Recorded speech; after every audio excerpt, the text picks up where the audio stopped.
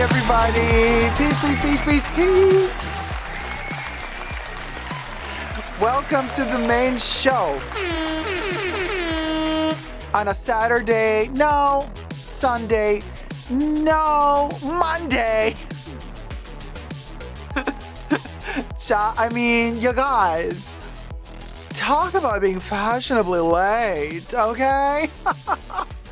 Hi, Nicole Pancakes. Good morning, Cinderella. How's it going? Hey, Corey Emerson. Hi, Gabi Vitorino. Hi from Brazil, Dacob. Well, obrigado for being with us. Hi, Gloria Recinos. Jack's Bag Attack. Jackie says, I love this morning live. Just saying, yeah, me too. When I managed to stay awake all night to get ready, Ferret. Hi, Mahones Kileki, Velasquez, Larissa, Adel Taborita, Natadida, Caroline Steele, D. Jean-Baptiste, Kuro, Hella Barbara Rank, Natalie Dietz, Debbie, Indahus, Caroline Steele, Deborah C. Then we got Rosanna Navarro, Monarch, oh my gosh, so many people. Cecilia Brown, how's it going, everybody? Teresa E, Kate Moore, Jean Moreau de Seychelles, Zach, Cha. Hello. Look, hello, everybody. In the house with the moose, says Debbie. Well, let's hope not. I hope everybody's weekend hath doth been amazing. This is, I think, the first time that we're doing. Hi, James Stansfield. Hi, Kari. I think this is the first time that we're doing like the main show on a Monday and not on a Saturday. Let's see how it goes. You never know at this point. Jeannie Smith. Hi, Dacob from North Carolina. Hi, sweetie. Good morning. I gotta say, so we're just coming out from a pre-show, a live stream that was almost 3 hours long. It was exclusive to Tier 2 YouTube members and Tier 2 patrons of my channel. There was a lot to talk about. There was a lot to say. We went through a lot. So we already have like almost a 3-hour live stream on our backs as we shift into the main attraction today. I think everybody's kind of happy with this Monday morning situation or Monday evening for some. The thing is this,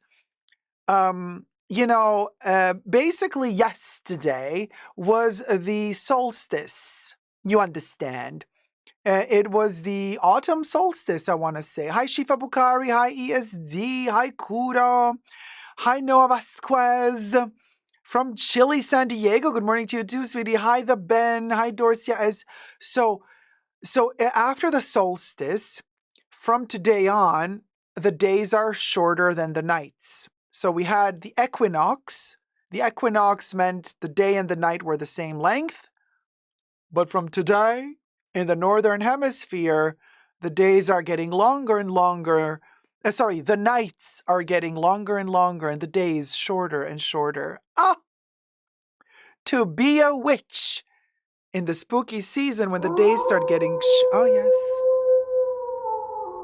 Sorry, Amici, don't do this at home. I'm a professional scratcher. And because it is the witchy season, you know the Fashion Bunker has the yearly limited edition Halloween merch. Let me show it to you, Linda. We got 4 special designs, only available until the 31st of October. And then they're gone for good. The next year, new designs. But for this year, let me show you. I got 2 samples here. I got the Boogo, which is Woogo, but you understand. The Boo version of it. Bubbles dressed as a ghost. Available at www.superdacob.com and on Amazon if you search for Super Dacob Halloween. Not every country Amazon has it though, so be sure to check. Then we got another one. Luxury sucks for all the fashionistas who know what I'm saying. Not only does luxury suck at the moment, but it also sucks our wallets dry. That's the double entendre.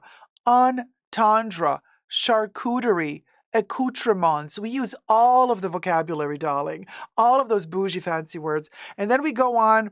Oh, you just missed one. Anyway, limited edition merch. 2024. Bring home Fry the bacon. me to the moon. We got Baconator bats. We got the butter moon. And we got that commercial that some brand repeats every year. Fly me to the moon to get a bottle of perfume. IYKYK.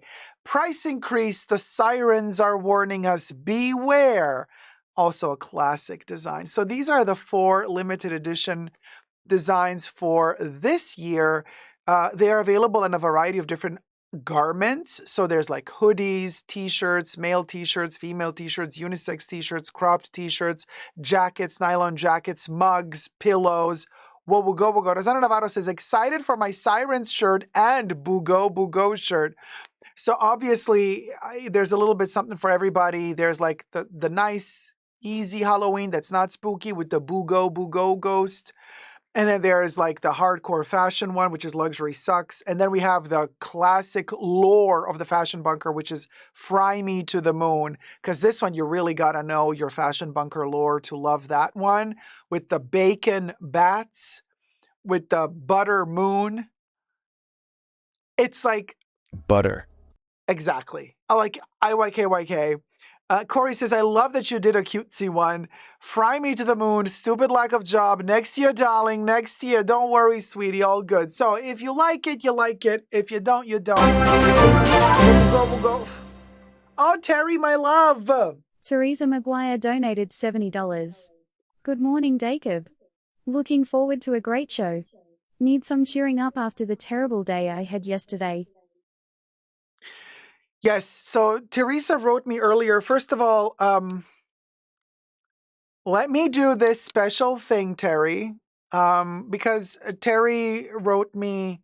So, you know, guys, during the Halloween season, if you do send a tip, by the way, the link to tip your host, if you may, if you wish, is at the top of the chats, but also you can scan the QR code here. So we do have this little pastel haunted mansion complex, and whoever tips moves in for the party, for the fashion bunker party. You get your own little apartment. There might be a recession, honey, but we got apartments in the luxury fashion bunker mansion here. Yes. So Terry, of course, gets her center stage here, but here's the news, you guys. I'm going to tell you in just a second. Let me just prepare this. Hold on. Hold on.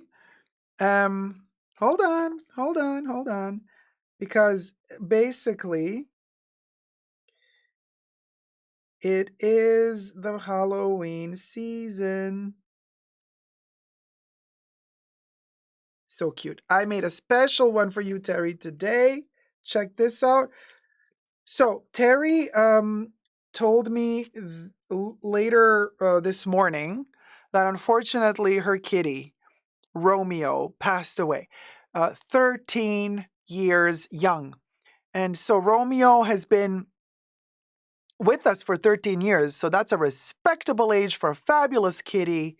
And unfortunately, Romeo has passed away. So Terry and her hubby are devastated because they love cats. The good news is, there is no good news, obviously, when somebody passes away that we love so much, but the good news is there's another cat in Terry's life. So there's a lot of consolation. She has another kitty named Baby, and the other kitty is with Terry. So you can imagine how the other kitty is now consoling Terry and her hubby. So that's kind of a little bit of a consolation. But here, Terry, look what I did today. Terry moved in. It is the spooky season, and on Halloween, ghosts and spirits that live in our hearts are with us all the time. So Terry, look who moved in to the fashion bunker with you. Terry and Romeo moved in together. Terry! So, you best believe Terry moved in to the main loft here with Romeo. Yep, you best believe, here we are in the fashion bunker mansion. So, there you go. You see, it's the memory. As long as we have the memory, they live on. Period. Evelyn's Closet, how's it going, sweetie? Sending my grief, praying, healing. Thanks, everyone, says Terry. Trina says, Terry, so sorry for Romeo's passing. Love on baby. Jeanette says, hi, Dacob. Just popping in to say hi before going to bed. Hope you all have a great time. Thank you, Jeanette, so much. Amalie, oh no, sorry. Hello, Amalie. Kate Moore says, oh no, Terry, I'm so sorry. Corey says, I'm happy you still have baby. There you go. Isla says, so sorry. Everybody sending love to Terry and condolences. Pets are family, Rosanna. I completely agree with you. But as I say, and as I said to Terry earlier, you know what? 13 years is a fabulous time to share love with your pet, to spend wonderful time with your pet, to share some incredible memories. The memories you get to build together in 13 years. That's incredible. You know what I mean? That's a victory. That's already a huge joy. And of course, now we get to carry those memories with us. And those memories keep, those wonderful experiences that you lived together with your pet, you carry those on. And as long as you carry them in your mind, in your heart, in your soul, your pet lives on. And that's the beautiful thing about it, because the love that, you know how it is, pets give you unconditional love. They do. They do. Even though cats can give you a little bit of a side eye, all pets give you unconditional love. So that love is something amazing. They've tanked you up. They filled you up for so many years, for 13 years with unconditional love. That love, you carry with you. You carry on with you as long as you live. And that's the beautiful thing about pets, you guys. When they're alive and also when they're not anymore alive, you still carry that unconditional love with you, which is the most beautiful gift. So I say congratulations to a wonderful 13 years. And now we grieve and we build up those beautiful, loving memories, and we keep those, we treasure those, and they keep us going. So there you go. We got 53 likes, you guys. Debbie says they may come back and visit too, in spirit form. Debbie knows, Terry. Debbie knows. She also had a few pets, dogs in her case. We got 69 likes, you guys. No, sorry. How many likes we got? Like the live stream. Let's get to 100 likes, you guys. It's like pulling teeth to get likes. And also, might I remind you to subscribe to my channel, because we are now at 69,894 subscribers. Okay, so we are literally 6 subscribers away from 900. Come on, let's get at least to 69,900. We are 6 subscribers away. So for you watching, and I see the statistics, a lot of you that are watching this live stream right now, you might be shy and you don't want to chat, and that is totally fine. I don't want to force people to chat that don't feel comfortable chatting, but I know that a lot of you that are watching right now are not subscribed. So even if you don't want to chat in the live chats, that's okay. At least subscribe, because it does help the channel tremendously. And like I said, we are 6 subscribers away from 69,900. Let's try to breach the reach, honey. On the beach, baby. Let's preach and teach this leech.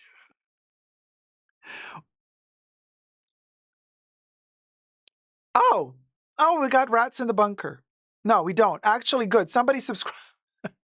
We do have rats in the bunker.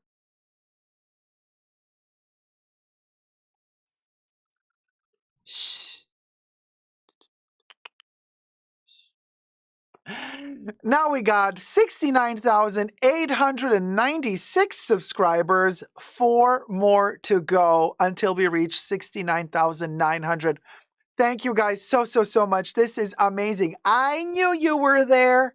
I knew you were watching, but we'll go subscribed. Like I said, don't worry, guys. I'm not forcing you to chat. Not everybody feels comfortable to chat in the live chats, and that's totally fine. I totally get it. There are a lot of introverts out there who are also watching YouTube in general, not just live streams. People who also love to watch all sorts of videos on YouTube, pre-recorded videos. And also, not everybody likes to leave comments. Not everybody likes to live chat. Totally understandable. I'm one of those people who, sorry, I'm itchy. Don't do this at home, you guys. I don't want to scratch off my makeup, so I'm professional when it comes to... Anyway. So what I'm saying is I also watch a ton of videos on YouTube. I don't comment under many of them. Like, I get it. I totally get it. So don't you worry about that. And also, I want to say thank you so much for everybody who's new in the Fashion Bunker. Also on my Totally Dacob Pop Culture channel, where I'm posting a video a day now in the Halloween season, as I'm hunting for Halloween stuff and doing Halloween vlogs every single day. And thank you everybody who is subscribing to Essentially Dacob, my perfume channel, which is also growing. So thank you guys so much. Means the world to me. We are at 69,896 subscribers. 4 subbies to go until we reach 69,900. 4 subscribers to go, you guys. I think we can do this during the live stream. Thank you so much. Hi, Ellie Schubert. So sorry, Terry. A beautiful fur baby has crossed the rainbow. Their love goes on forever. We have Gloria Recinos has just gifted 5 Super Dacob memberships. Corey Emerson was gifted a membership at Gloria Recinos. Woo-hoo. Sylvia Q was gifted a membership by Gloria Recinos. Canaan's Eyebrow was gifted a membership by Gloria Recinos. I Am Blessed was gifted a membership by Gloria Recinos. Angel Balbas was gifted a membership by Gloria Recinos. Thank you so much, Gloria, for gifting the 5 Super Dacob memberships. Welcome to all the new Tier 1 members. Start using your emojis. And don't forget, every first Saturday of the month, the pre-show is also open to Tier 1 members and Tier 1 patrons. You have just won a Tier 1 membership. Tier 2 members and Tier 2 patrons have access every Saturday, Sunday, or Monday at this point. You never know, but we'll go. Anyway, once a week, Tier 2 members and Tier 2 patrons get access to the pre-show, while Tier 1 members and patrons get access once a month. Isla, thank you so much, love. Isla Thank you, donated Isla. $20. Dacob put me behind the bar. I will be mixing the vampire kiss martinis. Okay, Isla. Isla. All right, we're going to put you in the Fashion Bunker Spooky Mansion. Isla, I am going to put you in the special, right under the bar of the roof where the after party always happens. You know what will go. And you are going to get a bat to have fun with you at the... Hold on a second. I'm trying to position Isla with the bat properly in her new condo. Isla, you moved in with the bat.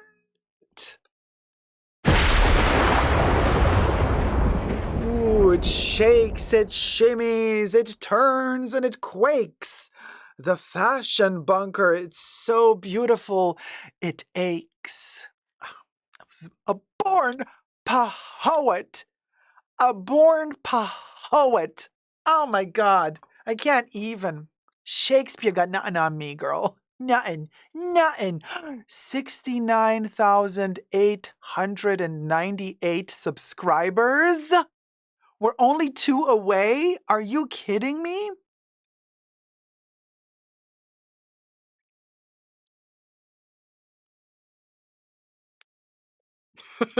Two more.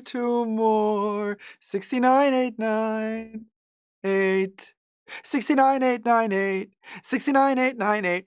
Thumb up the live stream, y'all, and 2 more to go. Period.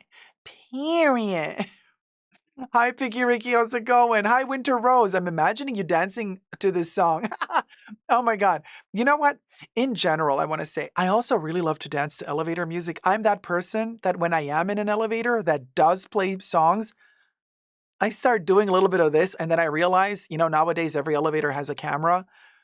And then I always look up and I'm like, oh, there's a camera. And then I'm like, oh, you know what? And then I smile to the camera, and then I do a little shimmy into the camera. Creepy, yes, but what are you going to do? You got to find ways to have fun in 2024. Oh, the poetry. Oh, 69,899 subscribers. One away from 69,900. 69,900. 69,900. We'll go. Hamburger, says the hamburger. Exactly, Chauvin. Smile. You're on CCTV camera. Big brother is watching you. Yeah? You understand.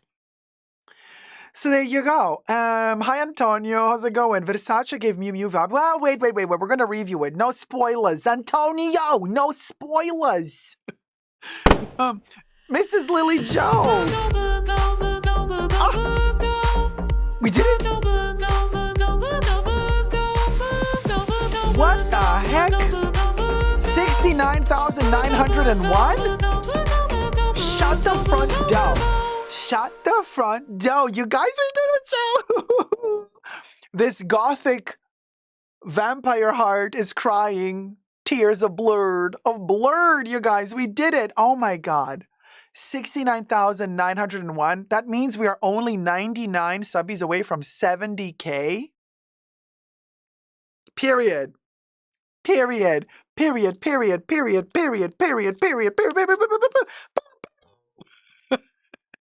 We're so close, I can almost taste it. Linda, we're so close, I can almost taste it. 99 subbies away from 70K. We'll go. Hi, Kev. Oh, Rosanna Navarro, thank you so much. Rosanna Navarro donated $10. Might as well join in for the party. Thanks for those who listened to my interrupted mix. Grateful.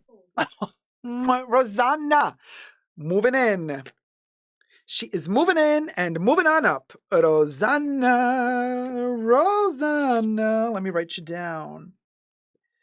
Rosanna is mixing up a new tape with a special guest star, The Ghost. Because it is the spooky season and we know what will go. Period. There you go. Rosanna has just moved in with the ghost. Ooh. Look at this phantom. The houses are moving and they're shifting and they are haunted, as you can see, because this mansion is as fabulous as can be. The poetry. You guys. Oh, what happened? Oh my God. SK gifted 1 Super Dacob membership. Caroline Steele was gifted a membership by SK. Amy Pickett, member for 2 months, tier 1, says, hi, Dacob and chat, super chat here. It's been awesome. Thank you so much, Amy Pickett. Thank you. Icona de la Moda. It's been a while, says hi, Dacob. Icona de la Moda, Amy Pickett. Versace was a mess, chat. Can't wait for this reading session. Oh, honey. Oh, honey. Hi, 5 foot nothing. How's it going, sweetie? Hi, Kaz. Almost 100 likes, says Debbie. Thumb up the live stream. Kaz, we'll go. 5FT Nothing donated $50. Because you're fabulous. Because you're fabulous. Thank you so much. 5 foot nothing. Moving into the party. Let me write you down. Let me put you down for... And then we're going to add a little mummy. Spooky mummy. Oh, so cute. I love a mummy. You know, I have a whole collection of mummies. I think mummies are fabulous. So that's a great Halloween. Hold on, let me put you right here. Plus all the cloth, all the linen, honey. Oh, 5 foot nothing. Just moved in right next to Terrie.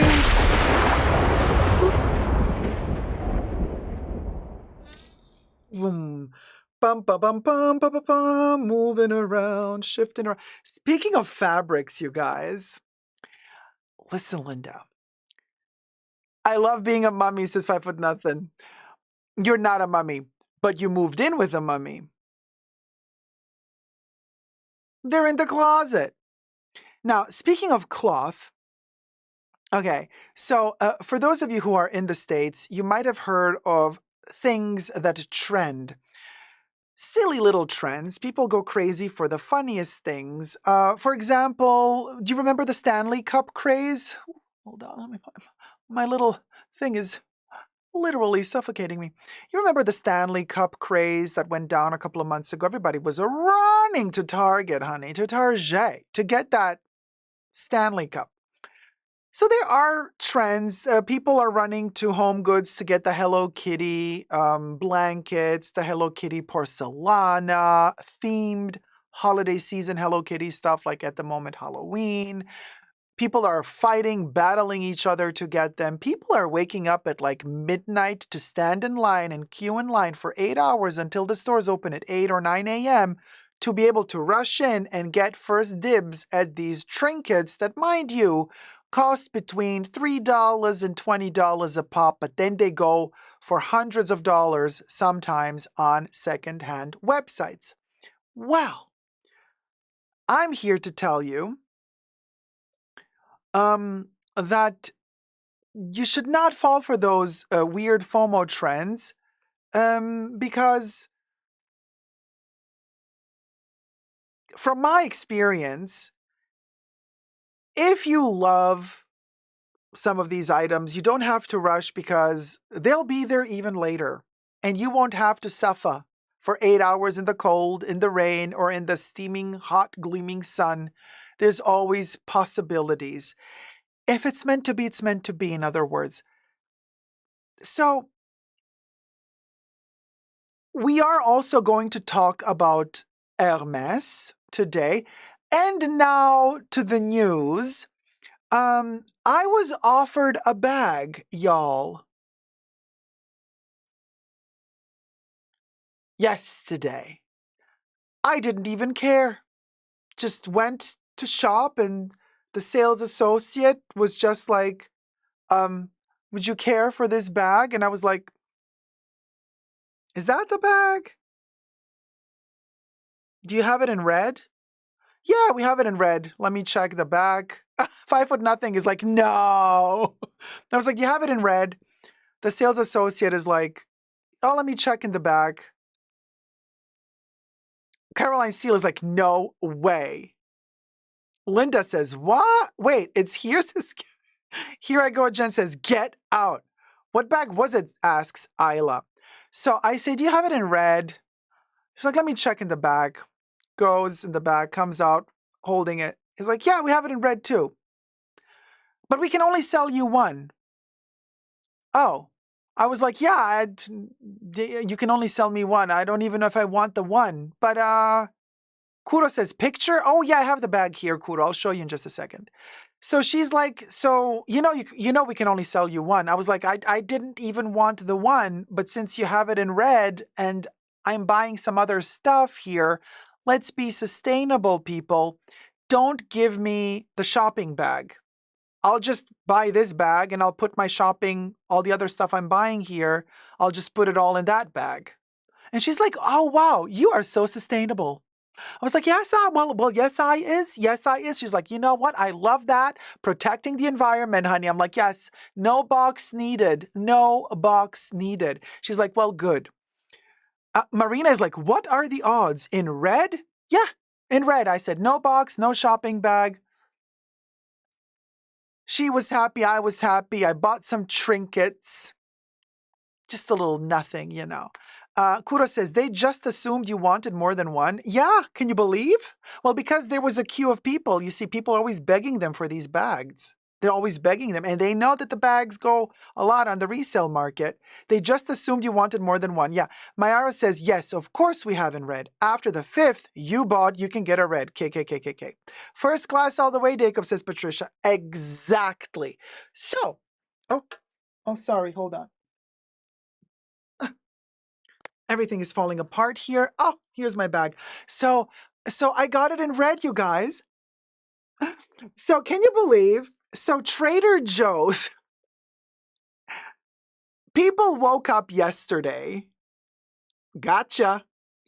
People woke up yesterday at midnight or 2 a.m. to line up at Trader Joe's to get these cotton totes.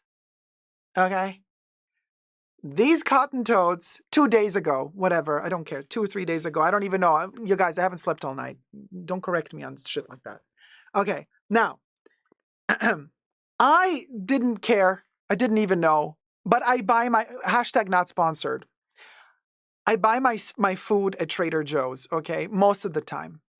So I went today because I needed to buy my wraps, I needed to buy my chips, I needed to buy, my muffins, I needed to buy my brownies. And the lady, the sales associate, she was standing there holding these bags, and she's like, "Do you want one?" I'm like, "Are those the bags that everybody was standing in line for like 20 hours?" She's like, "Yeah, we still have some." We had some in the back. Literally, we had some in the back. I had to laugh because the journey and the joke and the irony of it all. And then I says to her, because they come in different colors, blue, green, there's like a navy blue, there's like a yellow, there's like a mossy green. And I'm like, "Do you have red?" I was like, "Well, I might as well at this point. Do you got red?" She's like, "Let me check in the back." And she came out with the red. I mean, you have to laugh because you know what I mean? Like my channel talking about fashion, luxury, Hermes, and all that stuff. This is funny. This is so funny. And I thought to myself, this is the journey. And I thought to myself, how funny when you don't want something, it just comes to you.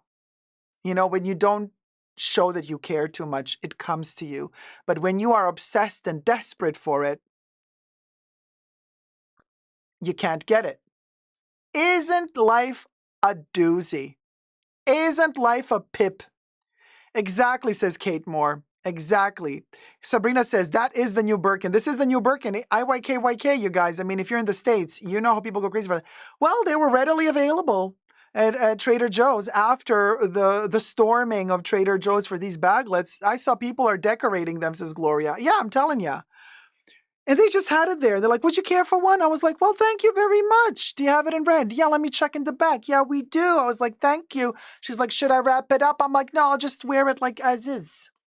She's like, "Sustainability." I was like, "Sustainability. Let me put my muffins in here." She's like, "Sustainability." I was like, "Yeah, let me also put my brownies in here." Sustainability.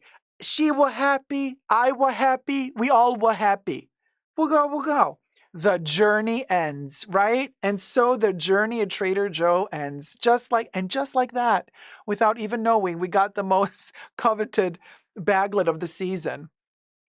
Period. Sustainability, Hella Barbara Rank. Sustainability. Yes, Debbie, my beef went in there too. Do they have it in doo-doo brown? Actually, Mahora, they do. Sustainability. And I nearly had a heart attack, you naughty, says Caroline Steele. Well, listen, Linda. Our Birmingham journey isn't over yet either. IYKYK. We don't have a Trader Joe's in UK, says Caroline, but did you get two? No, BB, I didn't get two. I just got the one. She was very clear. You guys, I'm not joking. This was just like being at Hermes. She was very clear. She says, you can only get one. She's like, yeah, I can check for you, but you can only get one. Like if I have the red one. And I was like, yeah, okay. I never asked for more than, I didn't even ask for the one. You offered me. She was very clear. She said, you can only get the one. So I got the one. I got the red one because I thought red one looks cute, looks dainty, looks perky, looks sustainable. We don't do very demure. Wait, what's the second thing she said? Very demure, very, very pensive, very something, very demure, very something. Yeah, whatever. Very mindful. Yeah, no, we don't do mindful and demure. We don't do that. We do dainty. Okay, here we've always done dainty. Dainty has been my thing since 10 years since I'm here. I've always said dainty. So I don't do demure. I do dainty. So she's not dainty. She's not demure. She's dainty. Thank you. Very, very dainty. Very dainty, very sassy. Yes, there you go. Very dainty, very sassy. On another note, since Winnie, to Winnie B, since her hubby went to McDonald's and she's like, look, I got this Happy Meal. We went to McDonald's after the last live stream. This is a McDonald's napkin. Oh my God, these things, they are terrible. But more fashion in the fashion bunker. We got a McDonald's Crocs.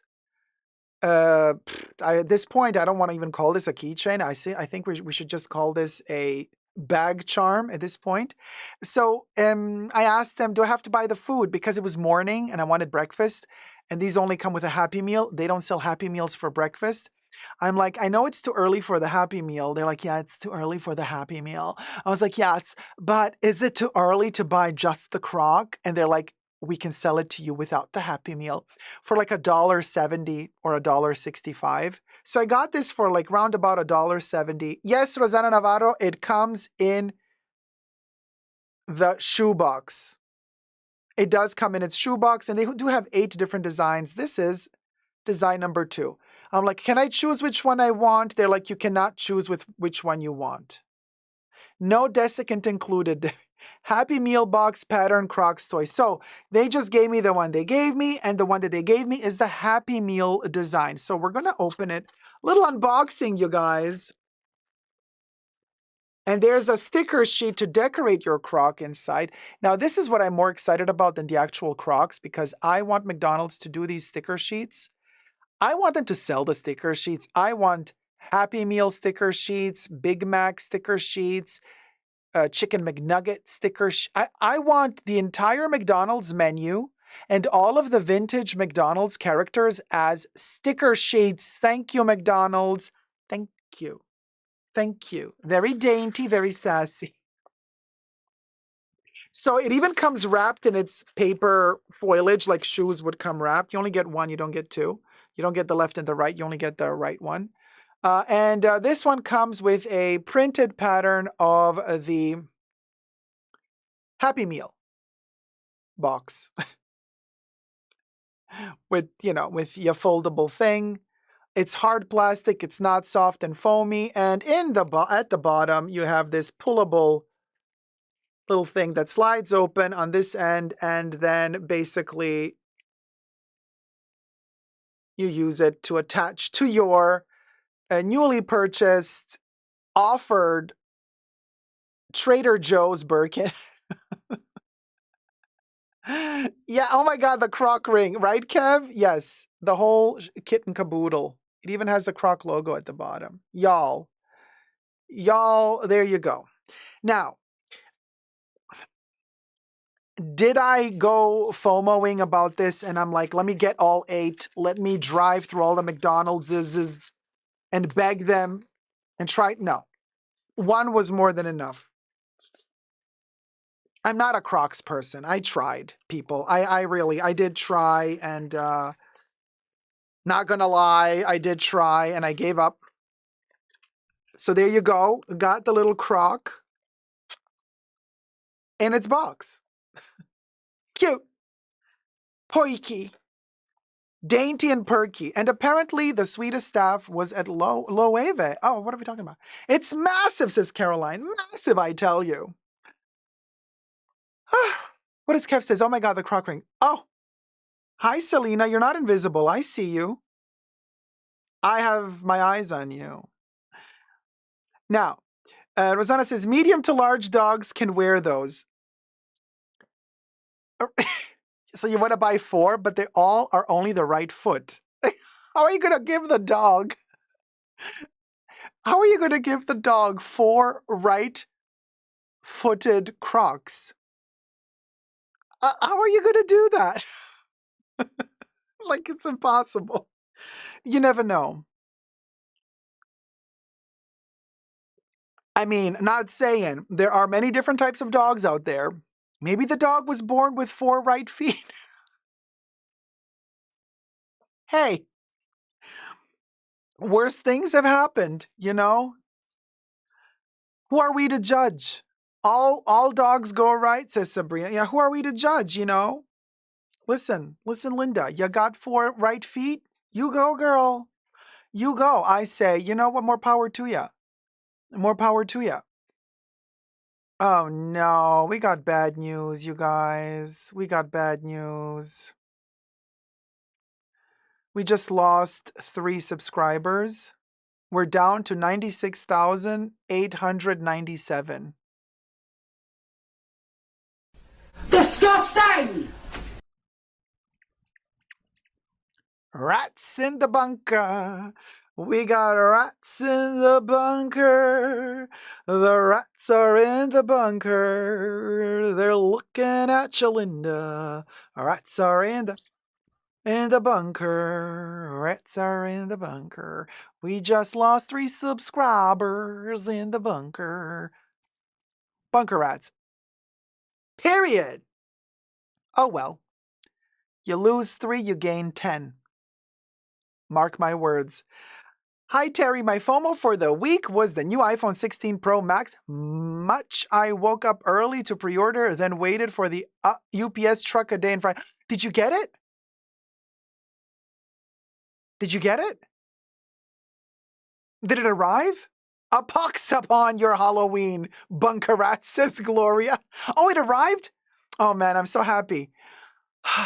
Terry, I'm still waiting for the October announcement because they're going to be hopefully announcing the iPad mini, the new iPad mini. Because you guys, I updated my iPad. I updated my iPad mini to iOS 18.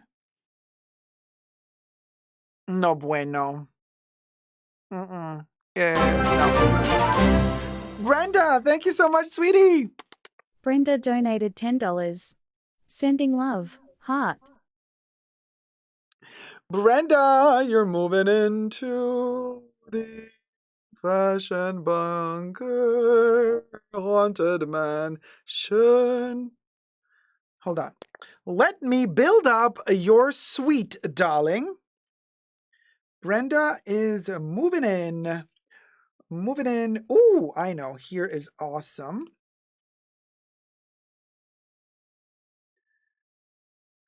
And you get a little spider. Because we're all doing the spooky stuff now. Because 'tis the season. And the haunted mansion. And Brenda is moving in to the mauve building. Here you go, Brenda. With the spider, with the spitter. Ooh. Vroom, vroom. The magical party begath. It doth begath. We are populating, honey. We are populating. We are populating. The party going to be big. So if you wish to move into the fashion bunker, scan the QR code, or you can click the link at the top of the chats. Sabrina says, Dacob, that's a great segment, FOMO of the week. Oh, thank you, Sabrina. Yeah, I mean, it's funny, you guys. I don't know if we can have like a funny, if we can make like a funny FOMO thing every week, but why not? I mean, there's always FOMO-isms, right? Technically, this week we had 2 FOMOs, the Trader Joe's Birkin bag and the Crocs, although the Crocs were FOMO last week. Heartbreak Hotel says, damn, I just upgraded to a Samsung tablet and I wanted a mini. I want a mini, a new mini. Why do they do that? Disgusting. Ratty says, Natadida. Yes, very disgusting. Bye, Selena. Have fun with the kitten. M. Teresa says, I can't update unless I dump a ton of stuff. Not enough space. They do that as well. And then they don't take away the amount of space that the new iOS takes up. On my iPad mini, it says that iOS takes up 10 gigabyte. What the hell? 10 gigabyte? Girl, way too much. No, 10 gigabyte, way too much. And I've updated it, and it's updated to iOS 18. And I thought to myself, once it's updated, it's going to delete all the update file because, you know, I'm like, cha. And now we're like still 10 gigabytes. It's annoying. Anyway. Mine said 3.8 or something, says Mahora. Yeah, well, but you don't have an iPad. I think it's slightly different. It's iOS 18 iPad. It's not iOS 18. Ugh. Anyway.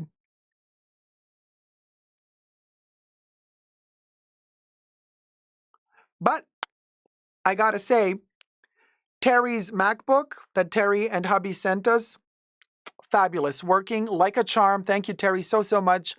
All of the vlogs that you're seeing me post every single day as we're counting down to Halloween on my Totally Dacob channel, they're all edited thanks to Terrie, because that MacBook that Terrie sent, chef's kiss, so fast, so smooth, so smooth. Every day a video. It works like a charm. So thank you, Terrie, so much. You are a lifesaver because like it renders. I'm like, okay, I edit a 1 hour video. I do all my effects that I have to do. I voice over all of the video that I have to voice over.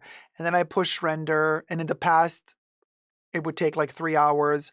Now I push render and each time I still think to myself, okay, well, let me go make a tea. Let me grab a snack because this is going to take a while.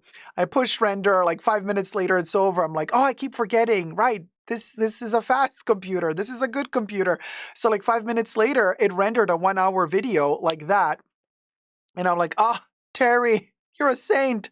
This helps me so much because I'm already, I'm already like at full capacity, posting a video a day on Totally Dacob, 2 videos a week on Essentially Dacob, 3 live streams a week on the main channel, posting several videos pre-recorded on the main channel. Like I am at capacity, you guys. I have no social life left, basically. So if it wasn't for Terrie's MacBook Pro, I wouldn't be able to post a video a day at this point because I would just have to focus all the time I have on just doing 2 channels instead of 3. So thanks, Terrie. We'll go. So let's do the first topic, you guys, because okay, here we go. Correa de la Mora says, I still have the big ass iPad with a button. And my battery's out by 1 hour after iOS 18. They do that on purpose, don't they? They want you to buy a new one, don't they? Allegedly. Oh, everything I say in this live stream is for entertainment purposes only, not rooted in truths or facts. Everything's alleged and just my opinion. Period. Now, speaking of opinions, do you know the Shark Tank guy? What's his face? One of them. O'Leary.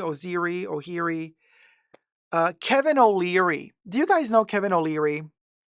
Unsolicited opinions by Yella says, Dacob, don't be burnt out though. Still take care of yourself. I know, sweetie. I do burn out from time to time and it's debilitating.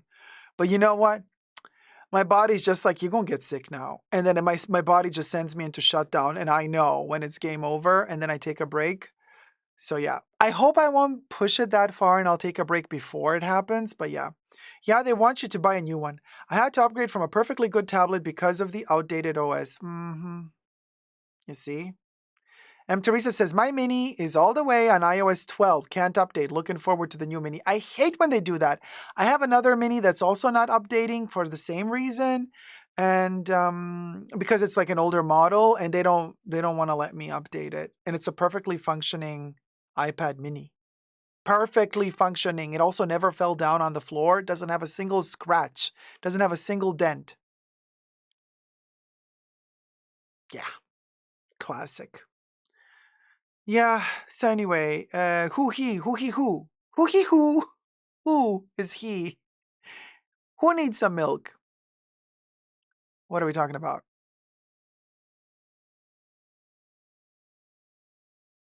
Maka, you need milk? My original MJ says, my original iPad makes a great paperweight. Yeah, mine too. Maria, how's it going? Having a life-death question on 255 ratio hardware, and you're the only expert on 255 I trust. Can the Mademoiselle lock in silver color go partly to gold color after a few years of using? So it's not a silver color. Depending on which year you bought it in, it's ruthenium. And ruthenium is, some people even say that if it's pure ruthenium, they say it came from outer space. Like ruthenium, for many people consider ruthenium to be a metal that arrives on meteors. You know what I mean? So ruthenium can be coated and there can be alloys used. So Mm, depending on the quality of the metal, depending what year the bag is from, because I don't trust Chanel anymore, so with their quality. So I don't trust them with their hardware either. You know what I mean? They could make some cheap ass metal and just call it whatever they want. So I can see how it could go maybe yellow or golden.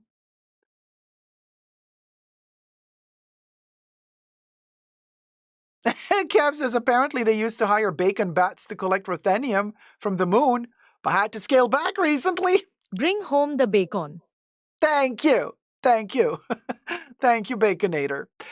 So Maria, 2014. Oh, made in Italy? Ooh. Maria, nothing would surprise me from the made in Italy Chanel pieces. Uh, Hi, Polly. Yes. Yeah, Maria.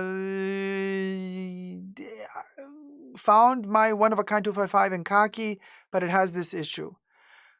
If the bag is authentic, then you can take it to Chanel to change the hardware. You will have to pay substantially. I don't know how much, but they will charge you. But they can change the hardware. It's super easy. It's super easy. They have the hardware.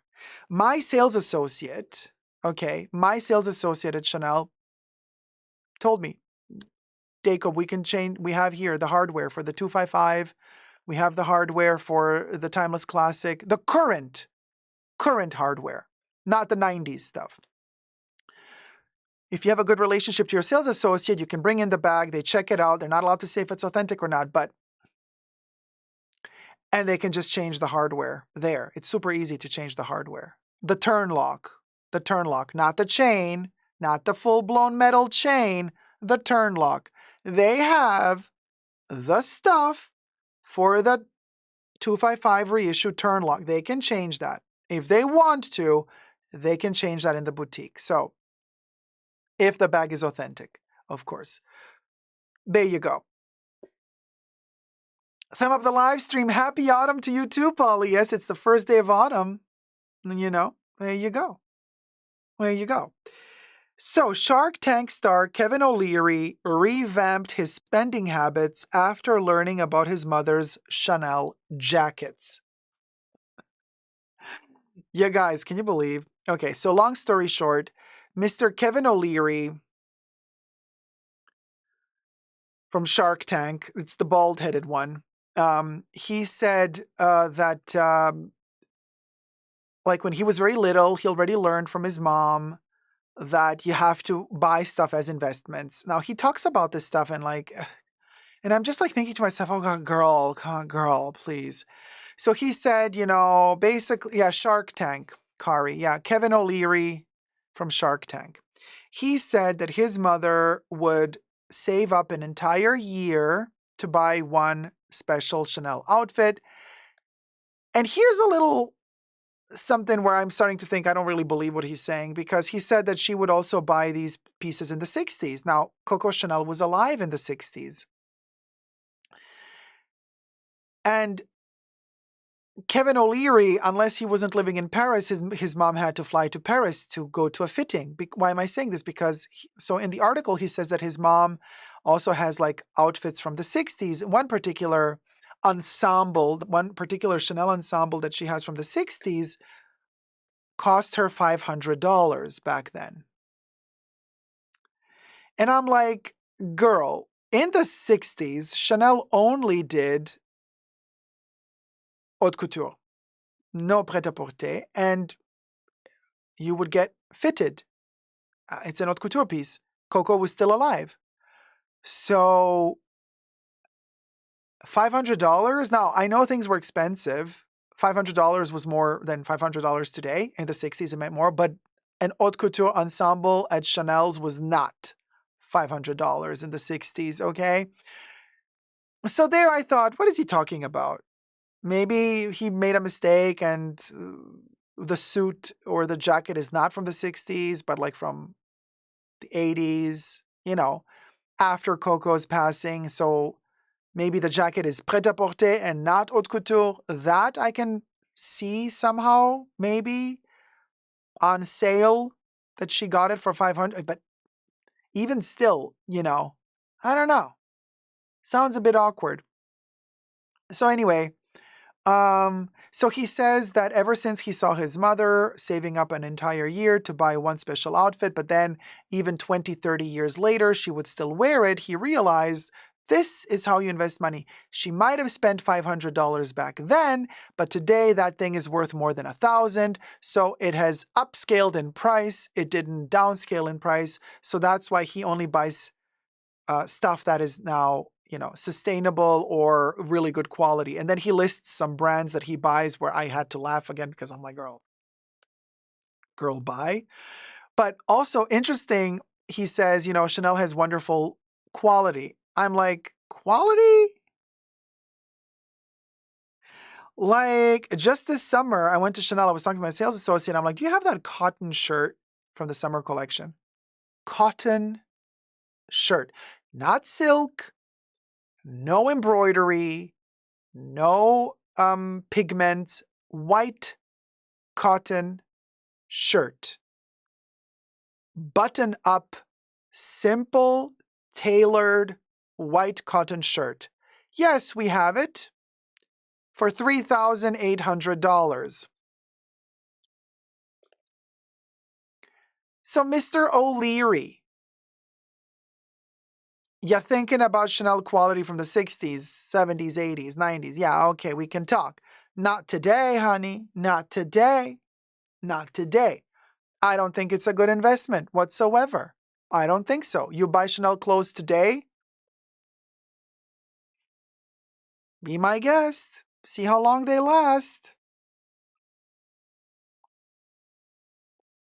I think they have outpriced themselves, and I think you got to be really, for the prices they charge today and the and this is just my opinion, but for the prices they charge today and the quality they offer for those prices today,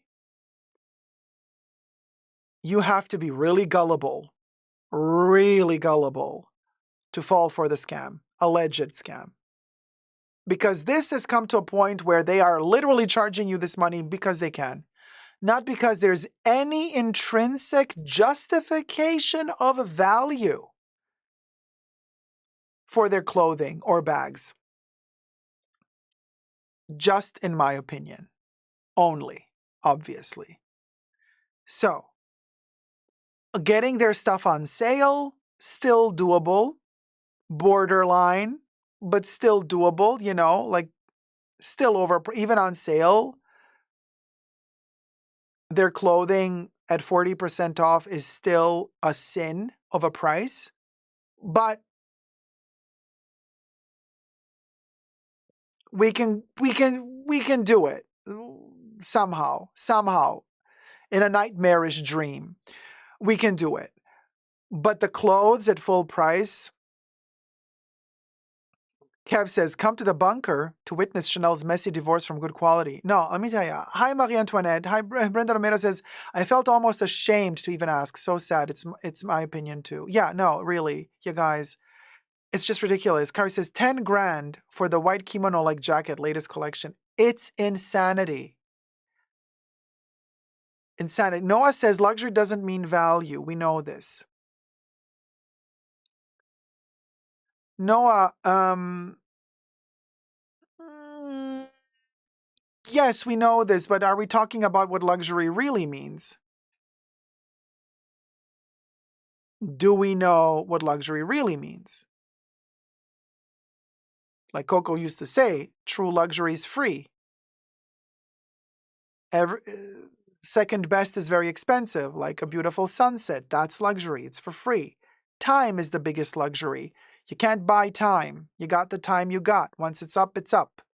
Those are real luxuries. Now, if we're going to talk, Noah, about luxury on a commercial scale luxury, that type of luxury has to come with quality, in my opinion. Okay. It doesn't have to be, it can be fragile. It can be fragile. Don't get me wrong. A Fabergé egg is very fragile. It's very fragile. But it's made with such precision and that it's luxury. Okay. Now, If you're going to make me pay almost $4,000 for a cotton shirt that doesn't have any special tailoring or cut to it, it's a cotton shirt with no golden thread woven into it, with no eel skin leather woven into it, with no truffle DNA woven, with, then why am I paying $4,000 for cotton? So what I'm saying here is, if you're going to offer me luxury for that price, I need to know why I'm paying so much for cotton. I need to know that the raw materials that are going into that luxury piece, even though those raw materials might be fragile, I need to know that they are top-notch, that they are harvested from the best raw materials in existence. And also, for that amount of money, I expect you to tell me where the cotton comes from. You're doing the extra work that I'm paying for. That's luxury. So I want traceability to the point where the seed of the cotton plant that was used for my $4,000 shirt was planted, by whom it was planted, when it was planted, and why it was planted, and what was used to fertilize the soil where said seed was planted, and how many years has that plantation been in work and functioning. This is stuff that adds to the value of said $4,000 shirt. Instead, what does Chanel do? Chanel says, this is a $4,000 shirt and you don't get to ask any questions. It's made in Italy. Take it or leave it, bitch. No, I'm sorry. It's not enough for me to justify the $4,000 shirt.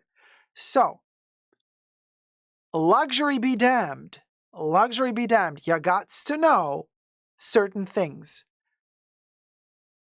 And period. Now, I can agree that Chanel can, because it is Chanel, that they can charge a surplus, a surcharge, because they are Chanel. I can accept that. But there's a limit to that. Even Chanel, being Chanel, prêt-à-porter, by the way, not haute couture, prêt-à-porter for $4,000 a cotton shirt, for me, the limit to that cotton shirt in white, not painted, no embroidery, no special cut, being that it's Chanel, they can allow themselves maximum, and this is already pushing it, maximum $1,500 for that to charge for that shirt, only because it's Chanel and it's their brand and they're famous. But $4,000, they have lost their last brain cell of sanity.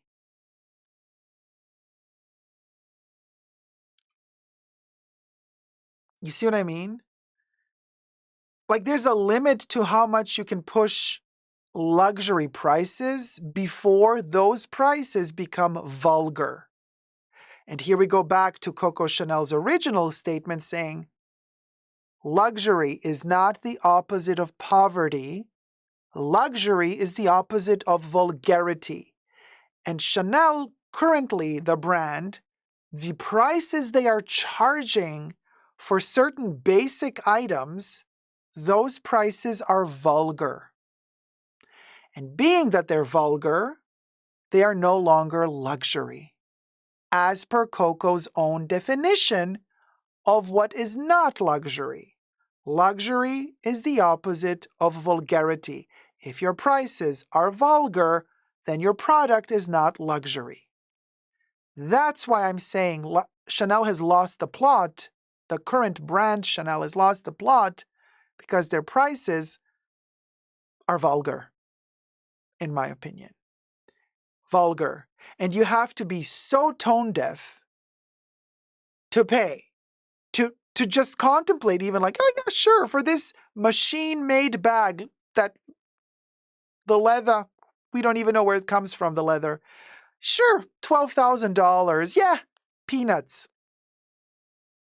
And here we go back to the conversation. Even if it's peanuts to you, maybe you're a millionaire and $12,000 is peanuts to you. That's okay. Nobody's judging you for spending $12,000 on a bag. However, if you decide to spend $12,000 on a bag that is not worth even close to $12,000, then you're stupid. Then the joke's on you. Now, if you want to burn your cash, go ahead. Do it. If that's what you want to do, you do it.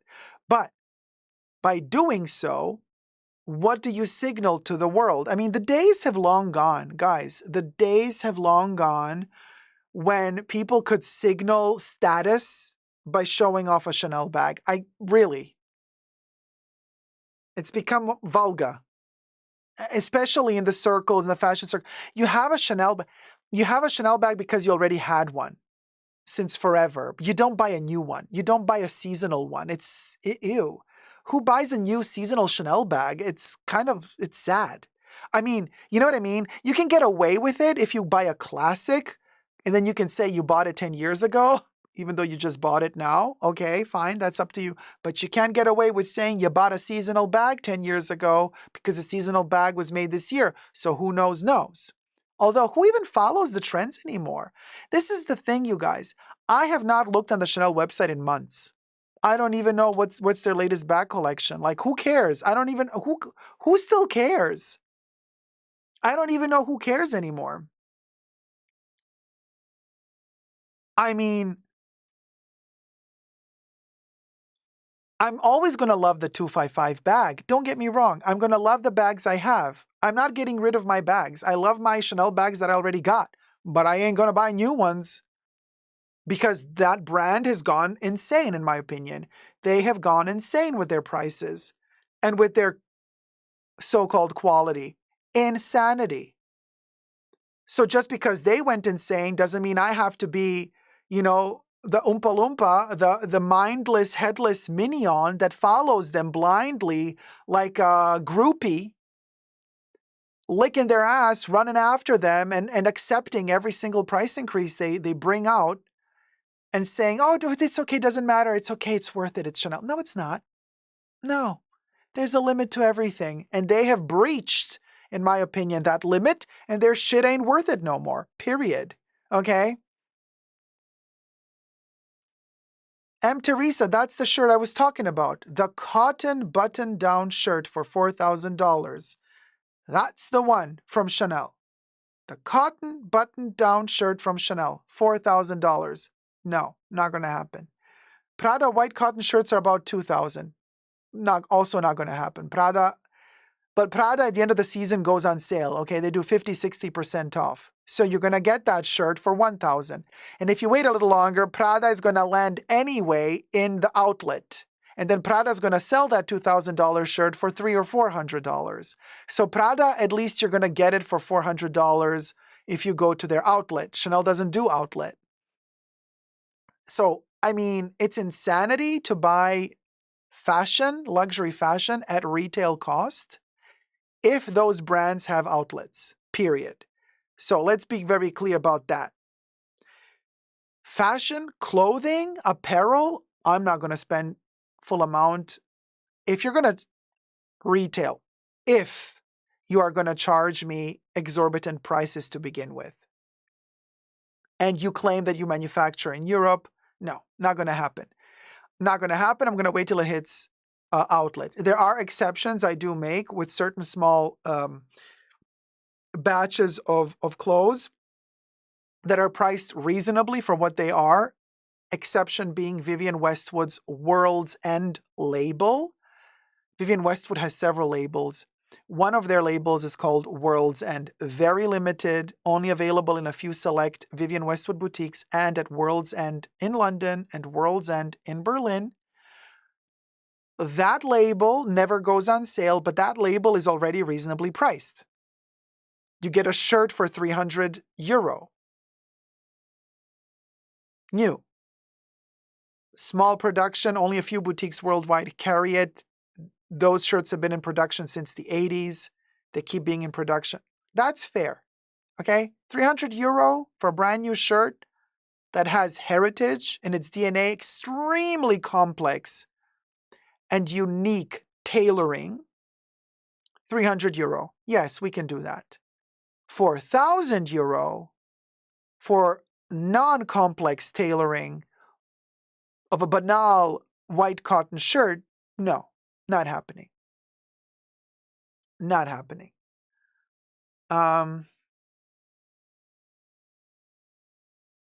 Just saying.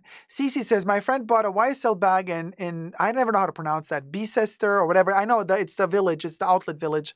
And Romina goes there often. And she got the bag that's being sold in their boutiques and website for regular price. She got it for like 10% less, I think. Well, that's better than nothing. But if you wait long enough, they even go down 50, 60, 70% sometimes. Oh, Bister? Thank you, Nectarine Man. So the little outlet city is called Bister. Bister Outlet.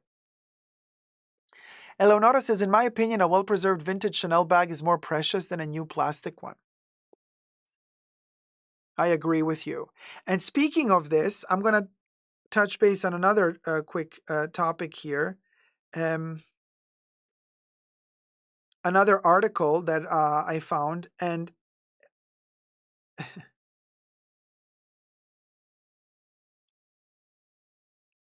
where the hell is it?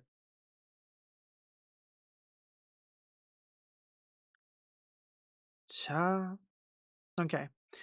From, where is this? mynews.com.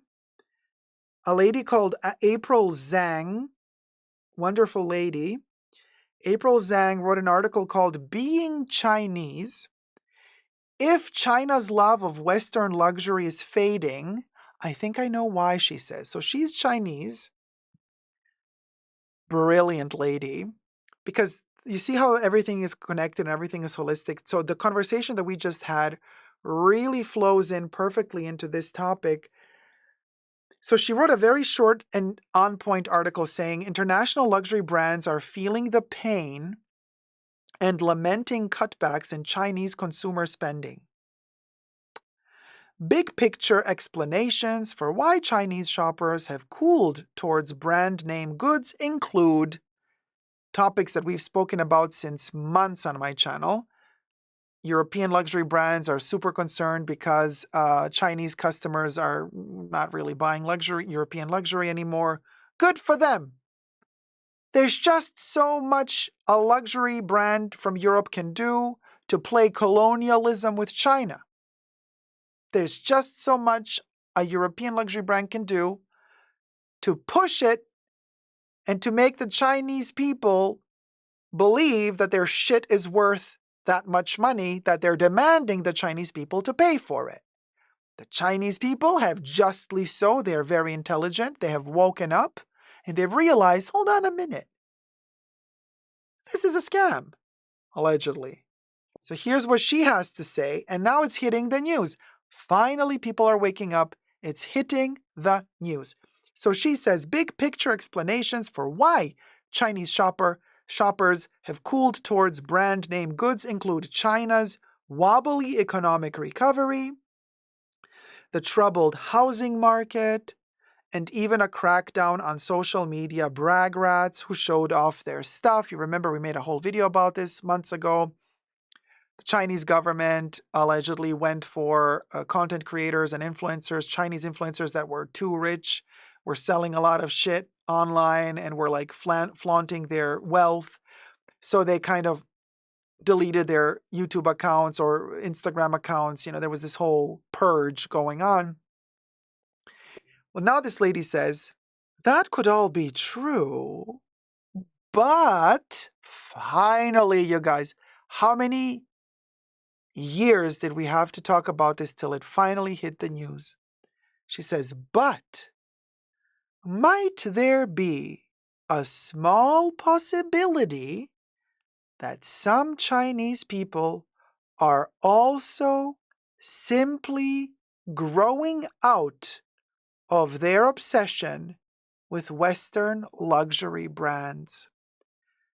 And then she says, so clever, she says, just like how I outgrew my obsession with jeans. And then she says she vividly remembers the first time she saw a pair of blue jeans. She was still in secondary school, and one girl in her class came to school one day wearing jeans that tightly hugged her hips and thighs, but flared dramatically above her feet. Two proud back pockets with visible stitching called attention to her bottom. She says those were the cowboy trousers. What a striking, daring look. Jeans are literally known as cowboy trousers in China, she says.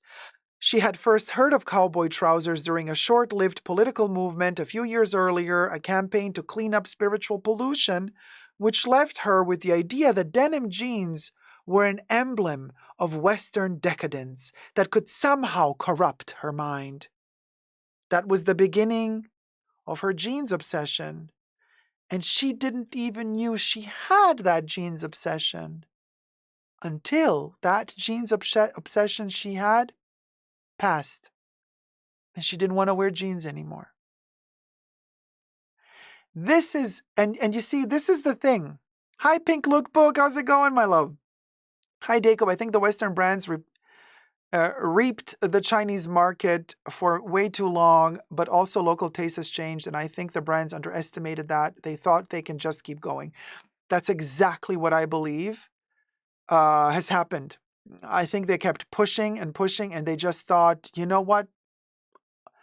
We can milk these people for whatever they're worth, because these idiots, they have this, golden vision of European culture, European fashion, and they're mesmerized by it. And they believe that that is the golden standard for status symbol, that is the golden standard for class.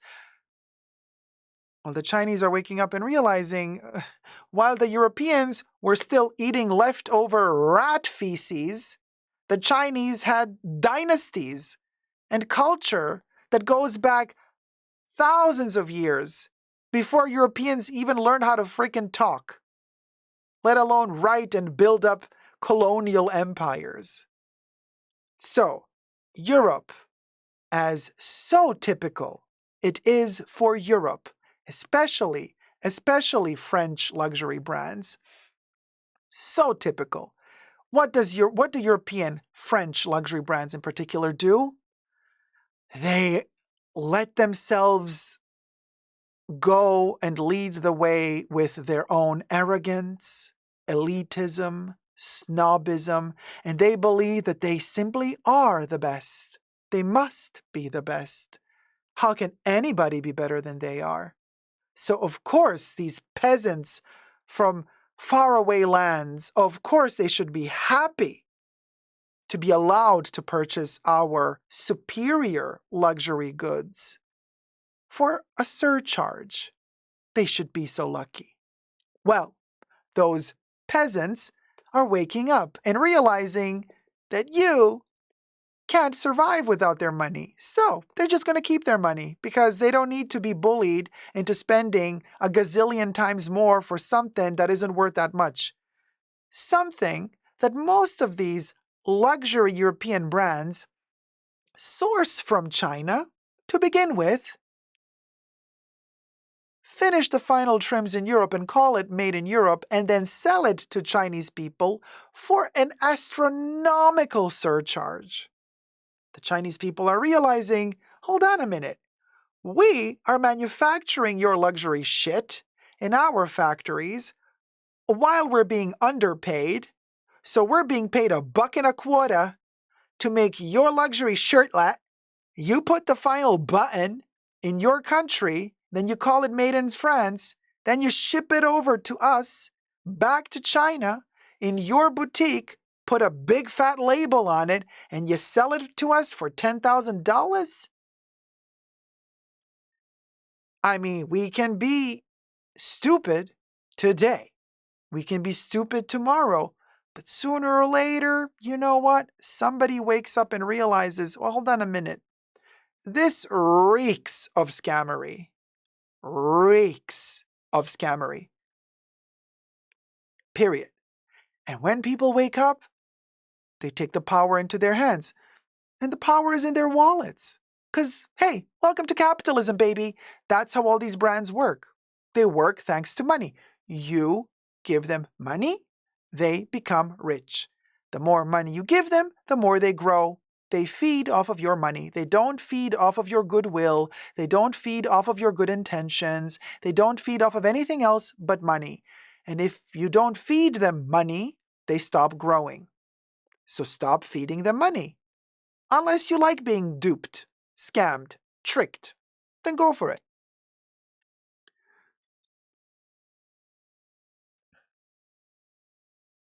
Period. What are you going to say? Lidovina, good morning, sweetie. Period. It's good because we tell you it's good, not because it is. Exactly, Kimberly. So they don't know their own history, Corey Kari says. No, it says, but boy, do the Japanese love the French. A year of France and Japan brought a Statue of Liberty from Paris and Tokyo. Well, there's a whole cultural conversation that we could have about the Japanese loving certain European countries, including Germany. And they loved Germany particularly during a certain period of time in history that we're not going to talk about on YouTube. Huge fans of Germany, aren't they? Anyway, don't even get me started because, girl, anyway. So there's that. Now, exactly, Pink Lookbook. You know, as you see, because of course, you know, Pink Lookbook knows better than me. I mean, she knows history like the back of her palm. So she knows. She can explain it to you better than I ever could. She knows. So there's that. And Corey says, my old roommate's mom was a historian in China. She had to come to the States and get asylum. I want to see the receipts. Says, I love Japanese brands, but I've come to the realization that their affinity for elitism and gatekeeping comes from exactly what you're thinking of. Yeah, of course. Of course. Of course.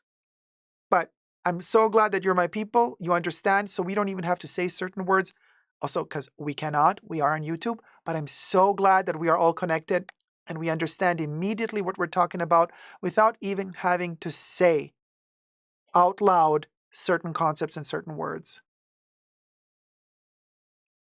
The power of like-minded thinking. That's good. Period. Now, obviously, we live in a world where you can't just close your eyes and not do anything, not eat any food, not wear any clothes. Like, there's only so much you can do. I'm not saying, okay, people, let's like live in, let's just collect the grass growing in our backyard. Let's weave underwear out of it and let's wear whatever we find growing on the tree. I'm not saying that. Obviously, we always make exceptions. Of course, there's some trashy decisions we make. We are not perfect. I never said that we are perfect, but we have minds that we can think with. We can limit the amount of mindless spending that we're doing. We can do it. We can limit it. We can become more conscious of our spending. And that is already a huge step. If everybody thought just a little bit more how they are consuming, this world would be much better. I'm not saying that everybody has to become vegan, that everybody has to stop buying anything synthetic, that everybody has to only, you know what I mean, only buy the products sourced locally. Like, in an ideal world, that would be the case, but that's not the case. I get it, but there's ways that we can tone down the amount of crazy spending. That we can do for sure. That we can do for sure without having to become extremists. We don't have to become extremists. Pink Lookbook says, Dacob, what do you think is going to happen with foreign brands in China? Like, will they adapt or will they just head to new markets? They're going to head to new markets. Some of them will try to adapt, but they will also head to new markets. I mean, we've seen this turnaround over and over and over again. They're heading to India. Most of them are heading to India. At the moment, even Chanel is opening their little beauty boutiques in India, you know. India is the new China. China was the new Middle East. The Middle East was the new Russia. So, and you can see how it all like, how it changed, how the focus of the all-seeing eye of Mordor. Mordor, you know, I mean, let's talk Lord of the Rings, honey. Hey, let's talk Lord of the Rings. Mordor turned its eye wherever the money goes. That hungry, greedy eyeball just follows the money. Oh, yes, Polly, yes. Luxury in India? Yes, Polly. Oh, yes, India is waking up, honey. Pink Lookbook says, thanks. I agree with you about India. Like the great Dior show in Bombay. I'm telling you, India is the new focal point for the Eye of Mordor. Yeah, India is the next one. Well, Polly, they're going to adapt the aesthetic of their brands to suit the Indian market. It's not going to be that blatantly obvious, but they will adapt. You're going to see adaptations. Why do you think Karl Lagerfeld made, back in 2009, a collection called Paris Moscow? Russia was buying. Chanel was obliging. Why do you think in recent years Chanel's collections were full of particular type of bling, crystals, sequins and paillettes? That was very much catered to the Asian, especially Chinese market. That was the aesthetic. Why do you think Chanel did that? Not because like, oh, Virginie Viard was like, oh, let me do crystals. Oh, honey. Chanel catered their production to the needs of that market. So they will adapt. Don't you worry about a thing. They will adapt to whatever India wants, as long as India pays. You know. D. Higginbotham says, what happens when they run out of places? Well, the cycle begins again. Everything is cyclical, you guys. History repeats itself. Economy is cyclical. So by the time they have done all of their little circles, Europe might be hungry for luxury fashion again. And when that happens, if Europe ever gets the money, because middle class in Europe is dying. So in Europe, people can't really afford that shit. There's no economical growth in Europe. I mean, the families that are secular money families, if you come from wealth in Europe, you're coming from wealth that is generational wealth. It's very rare that in Europe you can be a self-made man, self-made woman. Very rare.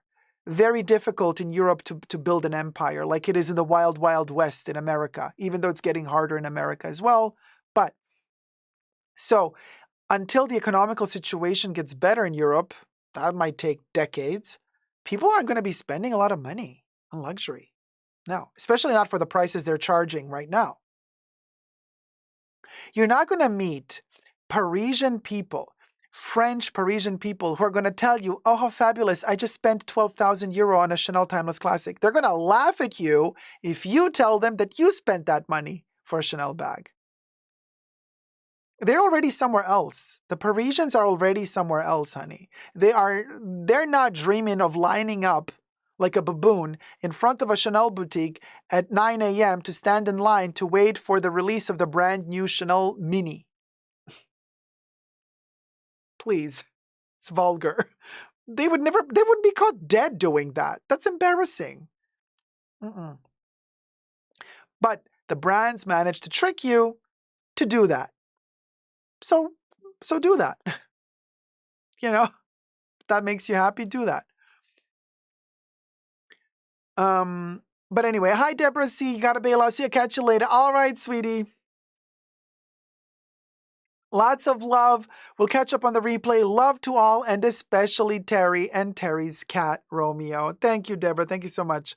Kev says that's why they want to invade the moon. Yeah, they've been trying. They've been trying with their ad campaigns. Every Christmas, like clockwork, they're trying to go to the moon to get a bottle of Chanel number 5 to exploit the new inhabitants.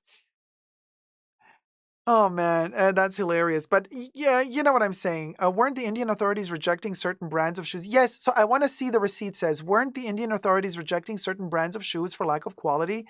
Maybe this will mean these brands will start manufacturing by India's standards if that's the target market. Or, hear me out, they're going to send their lobbyists to change the laws. After all, they got deep pockets and people are corruptible. Wait and see. Let's see what happens. Let's see what happens. After all, isn't that what happens in every good democracy? Good old lobbyists changing the laws to the benefit of the corporations? Just follow the lead from the biggest capitalist country in the world, America. Lobbyism thrives in America. So if you got deep pockets and you fund certain political campaigns, you will reap the benefits of said lobbyism. You support a certain political party, you give them a ton of money, they get in power, they adapt the laws according to how you would like them to be. In the meanwhile, it's the people who don't have the deep pockets, who can't change a thing, that people get milked for whatever they're worth. Your tax money will be used to subsidize those major brands just in case they fall a little bit off of their pillars and don't earn the billions, but hundreds of millions instead of the billions. Then they claim poverty.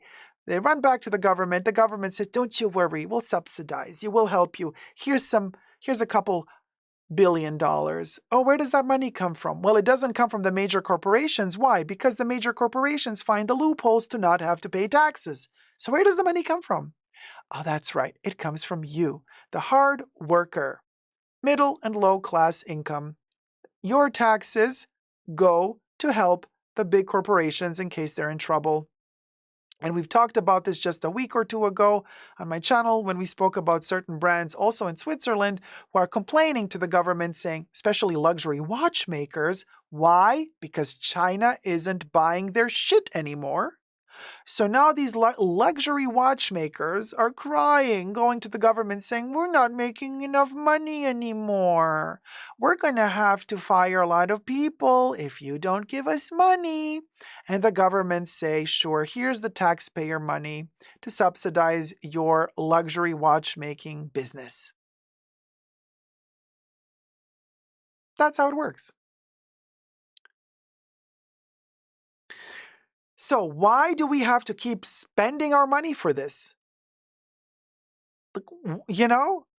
So not only are you spending $12,000 to buy a luxury bag, even if you don't buy that luxury bag, but that business goes into economical trouble, they will ask the government for help. The government will take your tax money to pay those companies, to get them, to bail them out of their troubles. So you're going to end up buying that bag even if you're never going to own that bag. Isn't that sad? The mere thought of knowing that your tax money goes to subsidize the brands that you will never be able to afford buying from anyway. Doesn't that infuriate you? I find it appalling. Lidovina says, I really don't like when I'm broke, the government don't give an F. They don't care. Why would they care? You're nothing to them. You to them are just a number.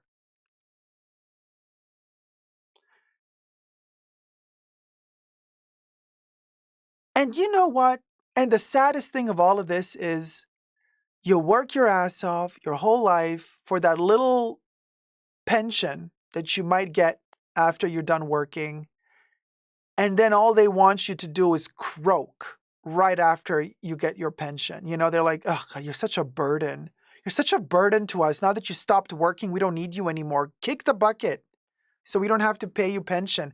So let's make the pension start later and later and later. You know, before you know it, you're going to, next generations won't even have a pension anymore.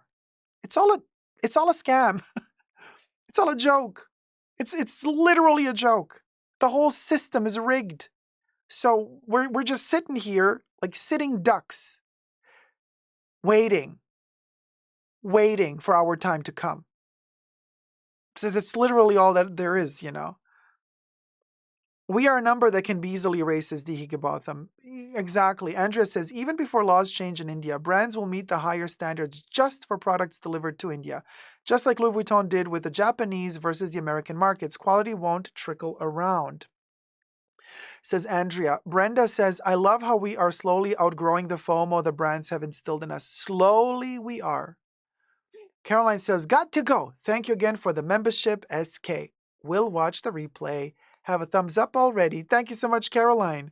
Pali Hesta, how's it going? Noah says, rigor mortis, exactly. Who's Riga? Yeah, exactly. So you're quoting RuPaul's Drag Race when they made fun of, when Detox made fun of the Texan drag queen. What's her name? Forgot her name. Riga Morris. Alyssa Edwards. Thank you, Gustavo. So when Detox made fun of Alyssa Edwards, because Alyssa didn't know how to say rigor mortis, so she said Riga Morris. And then Detox like, bitch, who's Riga Morris?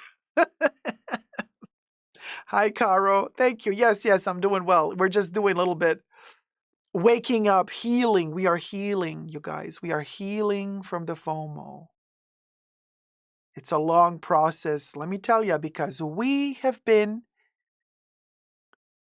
I want to say infected with, we have been indoctrinated since we were kids. You guys, you don't even know how bad brand marketing has brainwashed us. They started brainwashing us since we were little.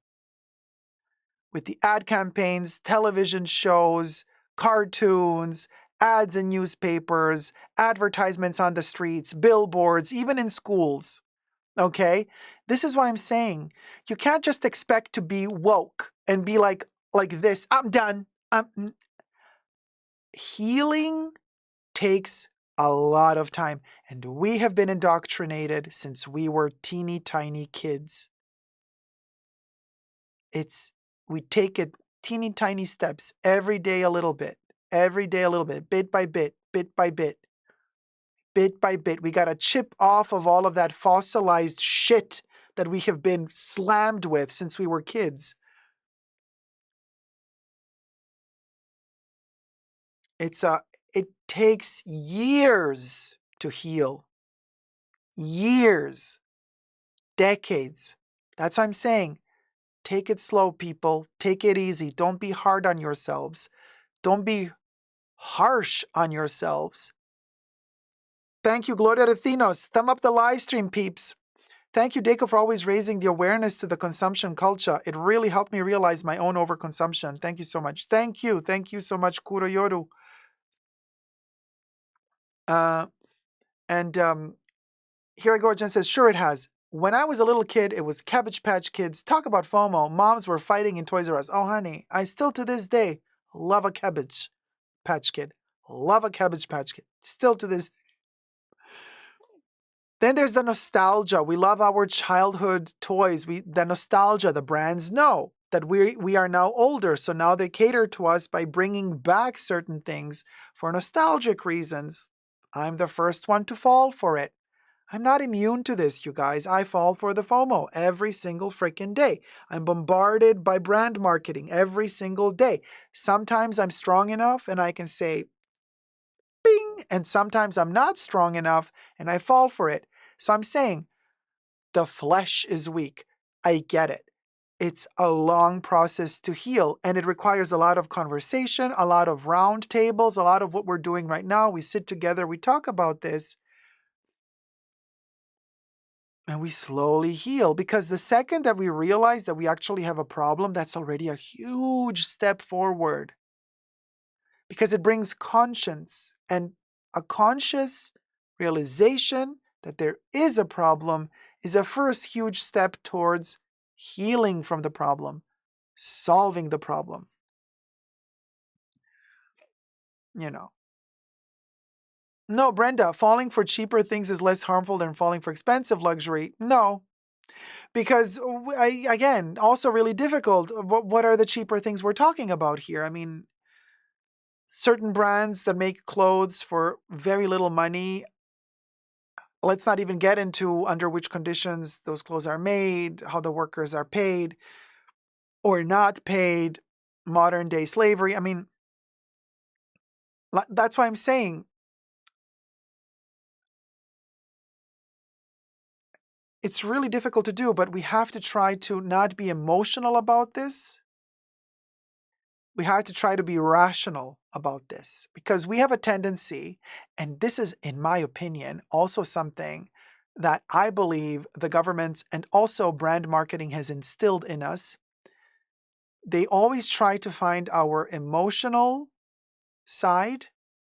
They cater to our emotions, and I've spoken about this in other videos. They cater to our weakness because emotions are weakness to them, and they know how to trigger you. And they know how to cater to your emotions to get you to do certain things. But the only way to fight against that is if you stay rational. And you have to not allow your emotions to take over when you make certain decisions. You need to keep and maintain a rational mind.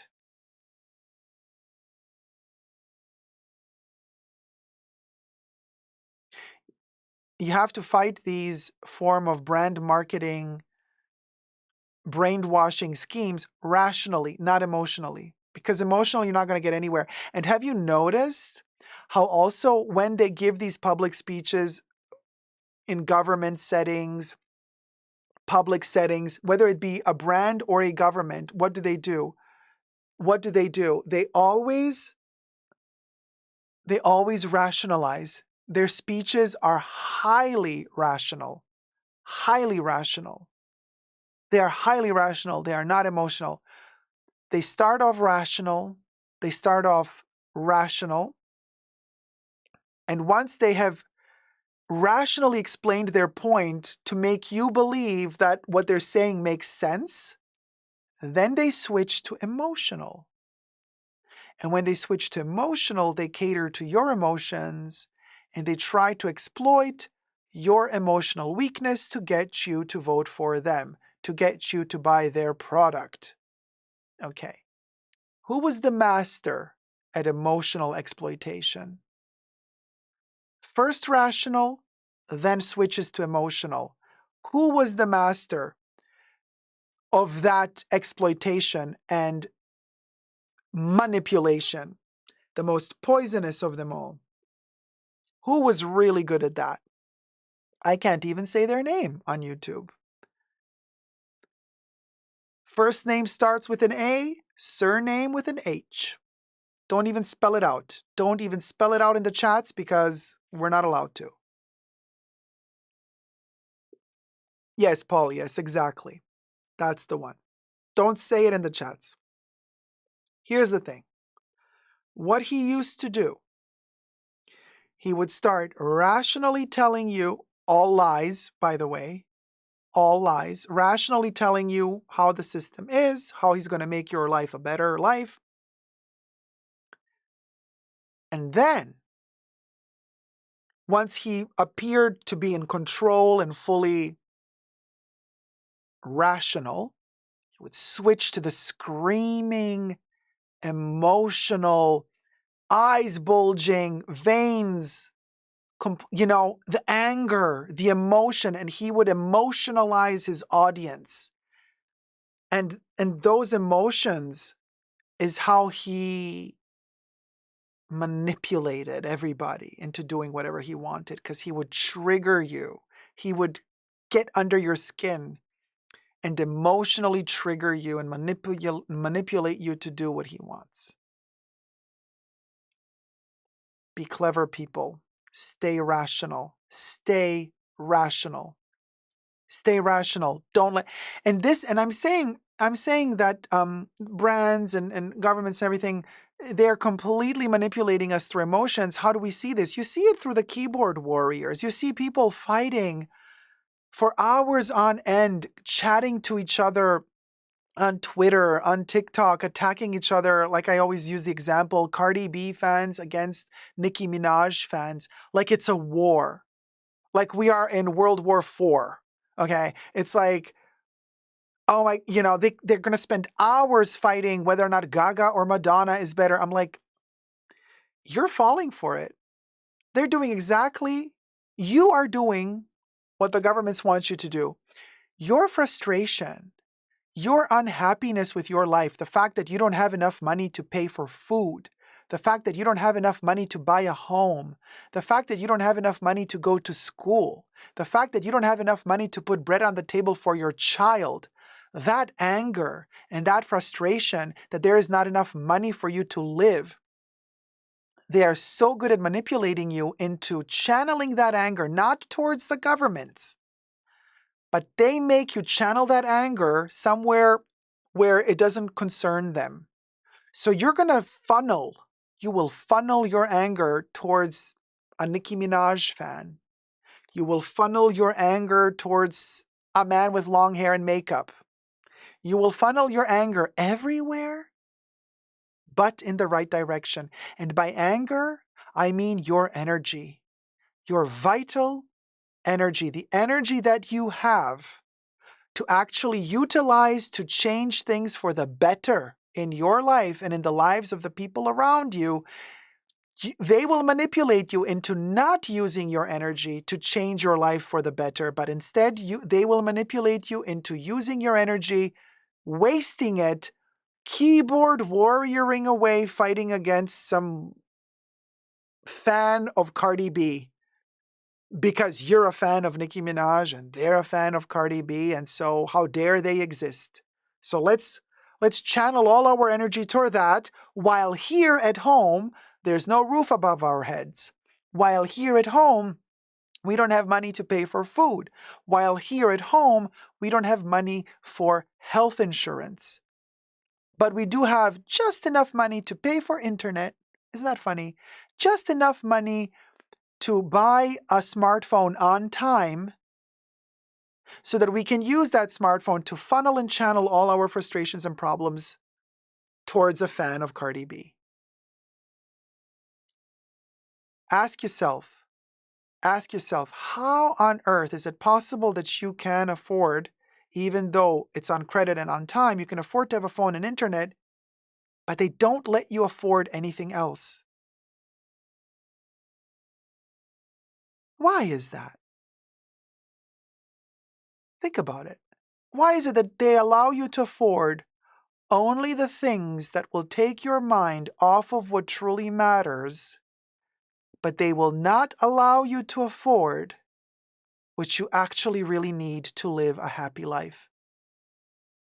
They will only allow you to afford the mirage, the products that will take your mind off of what truly matters. And you fall for it, day after day after day.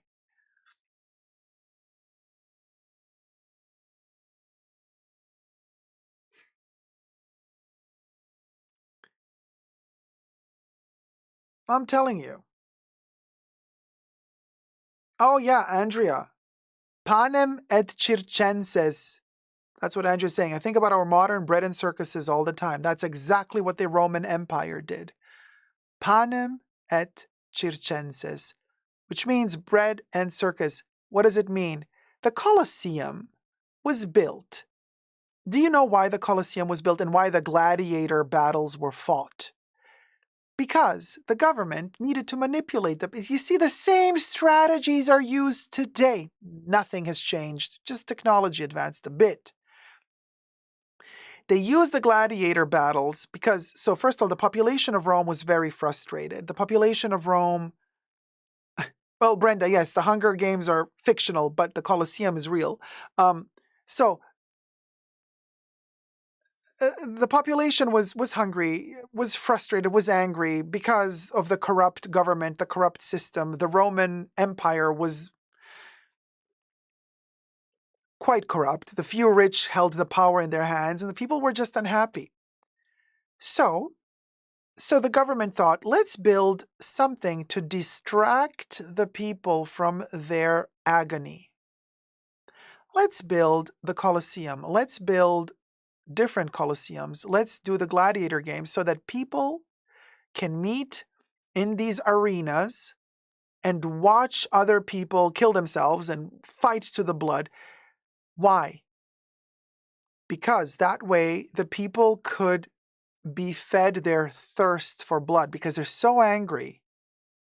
They can let go of some of that frustration, some of that anger while watching other people literally hatch each other's heads off on the weekend so that on Monday, when they go back to work, they feel a little bit better about themselves so they can stand being little good slaves for another week.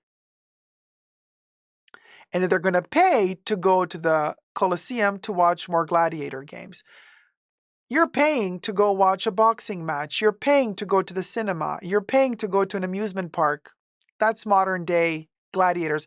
Also, modern day Coliseum is watching the news with all the terrible news that happen in the world. That's also quenching that thirst for blood that we have.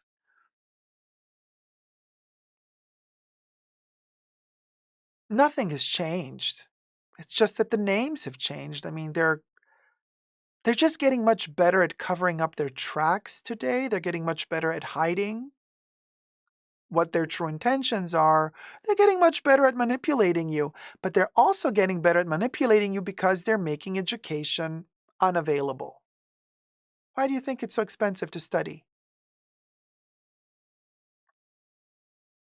Why do you think they don't want to give access to education to everybody? If they keep you dumb, honey, they can manipulate you much easier.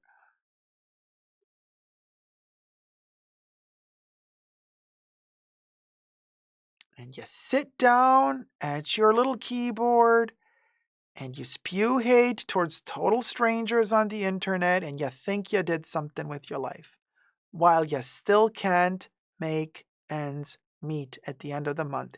You still got no money to pay the rent. You don't even have a mortgage to pay. Nothing. No money left for anything. So you're just frustrated. So you let me go to the internet and hate on some random person on the internet. That's the world we live in. And the politicians, they know. They're the clever ones. They're assholes, but they're the clever ones. They know how to manipulate the masses. So of course they're going to come at you, talk to you about immigrants and terrible and crossing the border and they're destroying everything and they're eating your animals and they're going to tell you the weirdest shit to rile you up, to get you emotional. To get you emotional. Once you're emotional, you're vulnerable. And that emotional state you're in, they will exploit it to their advantage. Not to your advantage. Your life is not going to be better. Don't you worry. When they get in power, your life will be just as shitty as it is now. Don't you worry. But also, don't you worry, even though your life will be just as shitty, if not even shittier, once they're in power, don't you worry, because they will find another excuse for why your life hasn't gotten any better. And they will always find that it's somebody else's fault, and they will always manipulate you into believing that it's not their fault. It's always somebody else's fault. And why will they always find a way to manipulate you into believing that it's not their fault? Because they will continue exploiting your emotional side, and you will be dumb enough to not be rational. You will allow them to make you emotional. You will allow them to get under your skin, and you will fall for it over and over and over again. They will get richer and richer and richer. You will get poorer and poorer and poorer. It's literally that simple, people. It doesn't require major university skills, academia. It doesn't require a ton of studying to realize what's going on. It's very simple. Rational versus emotional. And the exploitation of the emotional side of our being.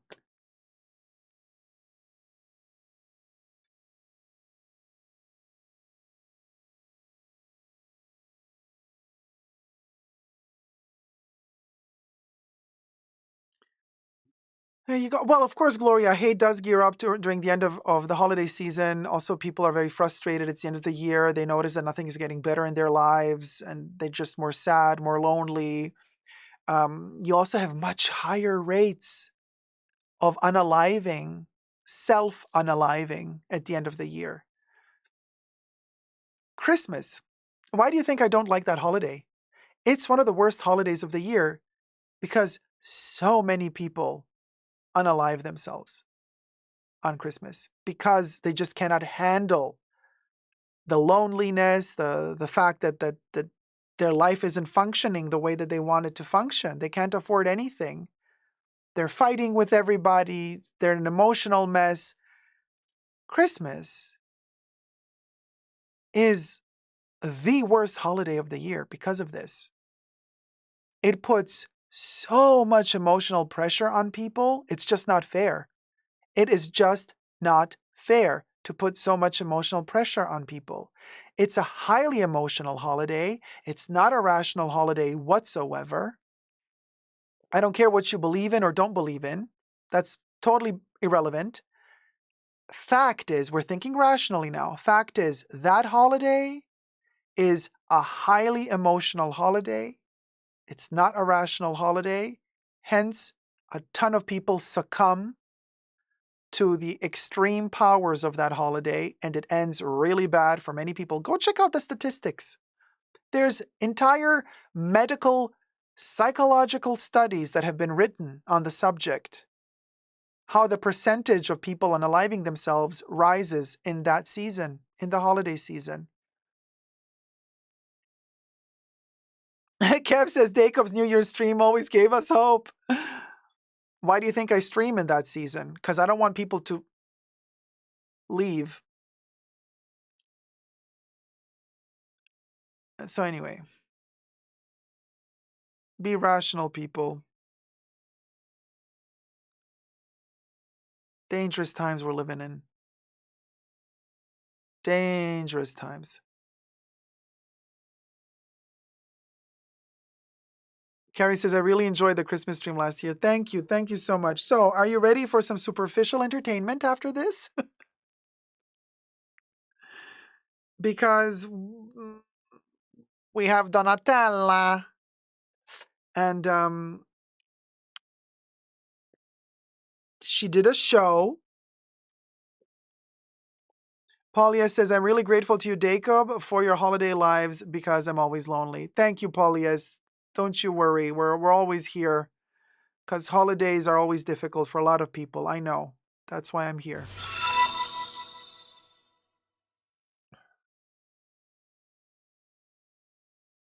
Zakiaul, thank you for subscribing. Oh, Brenda, thank you so much, my love. Brenda donated $10. My heart is full of joy when I hear you speak the truth. Uncomfortable truth, my dear. A very uncomfortable truth. But you know what, Brenda? The truth will set you free, they say. The truth will set you free. And I truly believe in that. Truly believe in that. Brenda, let me get you in the house. In the house with a jack-o'-lantern. Child, this jack-o'-lantern looks like it's seen better days. Zoo better. Wait, what's the sticky side? On this one? The jack-o'-lantern has seen better days. Zoo better, Jack. Okay, wait, this isn't even sticky. Hold on, you guys. What happened? I lost the Post-its. Hold on. I lost the pen. Oh no, am I in my face when I don't see stuff? Oh, I found it. Okay. All right, wait, hold on. I'm gonna do a jack-o'-lantern. I can't do a jack-o'-lantern. Okay. Well, we tried to do a jack-o'-lantern as good as well as we could. What can I say? All right, Brenda's moving into the fashion bunker.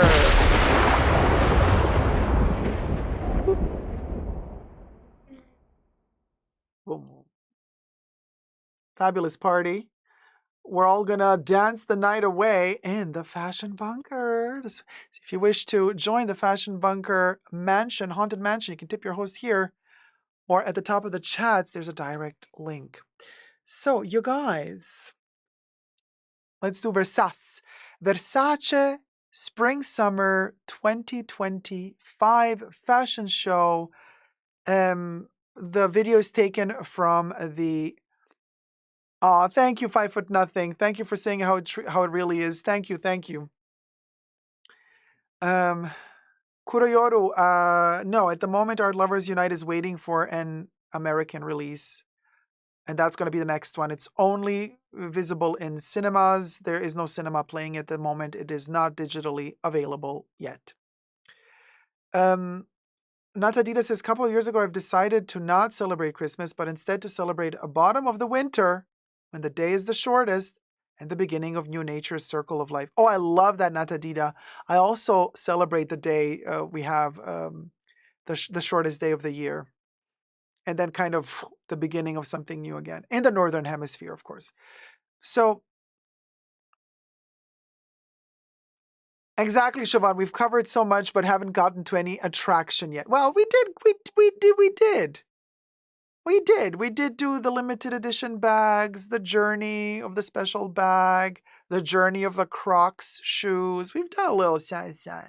But anyway. So the video is taken from the Versace YouTube channel, so it falls under fair use. We will be reviewing it. However, I changed the sound. The music is not from the show because it is copyright free. I mean, the Versace music is copywritten, but the music we're using is copyright free. All right. Since I am in my spooky vibe and spooky attire, let me put on my judgy spooky glasses. All right, Donatella. Cobwebs aside, darling, I'm ready for you. Let's judge. So, let's see.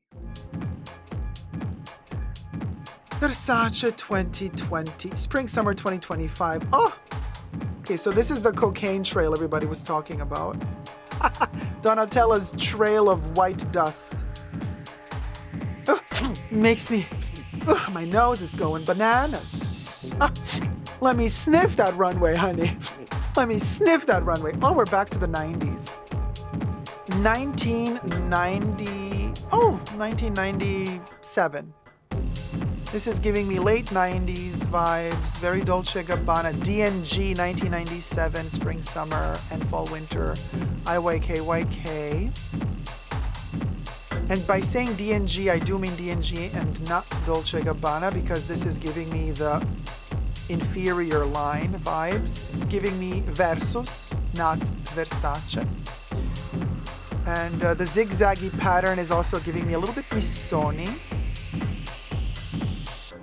Oh, honey, that Coke X. The Coke X. Yeah, so this is this classic situation where Versace is losing its DNA yet again. This is a problem that Donatella has had ever since her brother passed away. Versace has a major difficulty finding its own.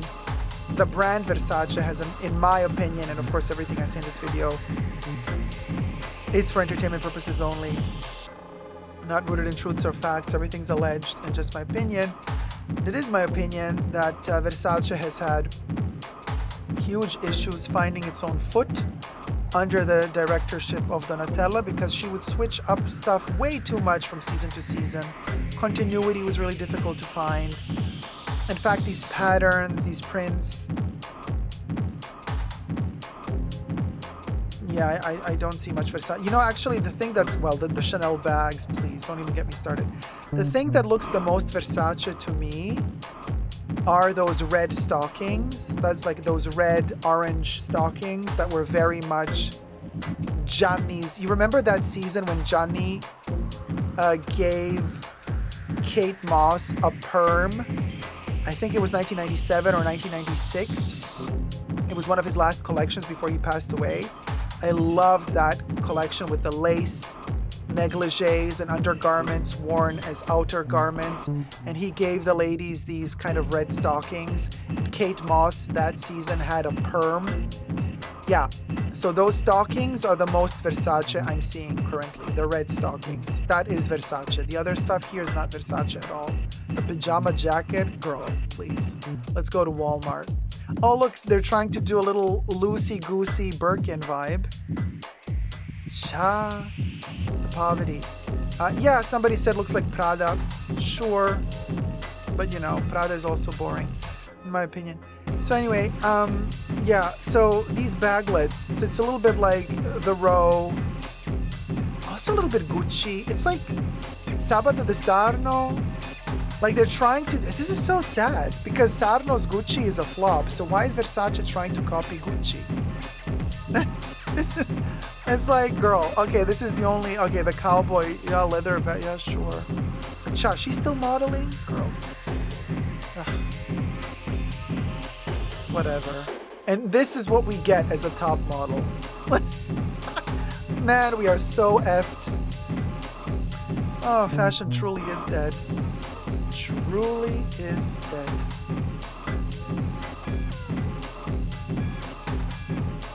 Little uniform, little military vibe, whatever, girl.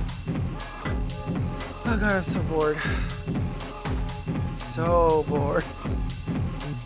Okay, the loose jeans, denim, that's also been around for years now. It looks ugly. Looked ugly a couple of years ago. It still looks ugly today.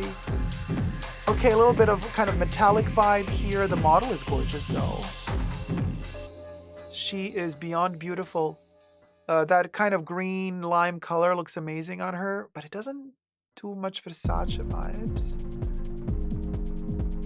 Cowboy, yeah, whatever. The top is interesting. I wonder if it's metal or if it's like leather plaques. Looks like metal. We've seen it all before, right? 5 foot nothing? Yeah. Those sunglasses are boring. We've seen those as well. Yeah, the underwear showing, giving us a little bit of Calvin Klein. Okay. I mean, is she like really trying that hard to cancel any and all Versace DNA? Like, are we trying so desperately to cancel the Versace DNA? Because we're succeeding.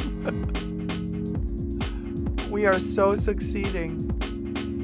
But you know all the paid influencers who were front row, you know they're going to rave about the show. They're going to tell you how much they loved it, how much they cannot wait to wear the pieces. And you're going to believe every single word they're telling you. Fun.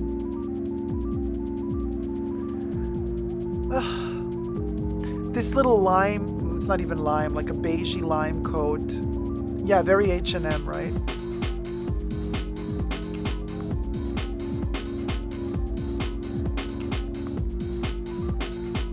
Oh, look, Versace does Hermes. Oh, I, you know what? I never thought I would see the day when I said that a brand as baroque and flamboyant as Versace would try to look like Hermes. This is so sad. And I love the sleek Hermes style. I also, honestly, of all these luxury brands, I think Hermes still has the best quality for their price. Because if you buy their clothes, I'm not talking about Hermes leather apparel.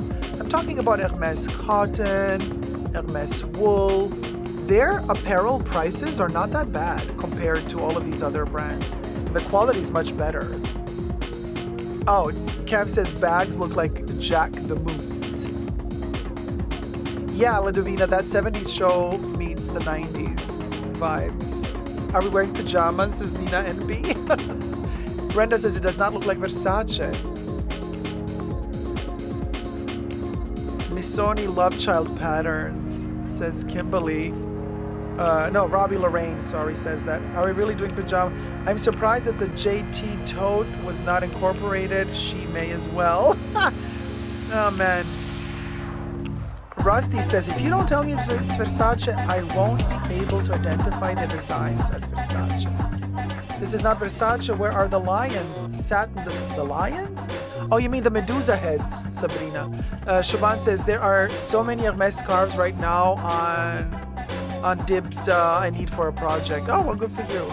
Colors are horrible, says Velasquez. At least have the outfits coordinate. It's too mismatched, says Terry. This is so bad. But then again, you guys, Italian fashion has been quite lacking since quite some time now. They live in their own bubble. Oh, look, the pattern on this vest is at least referencing a little bit Gianni. Italy has been living in the Middle Ages, you guys. Politically, economically, fashion-wise, culture. I mean,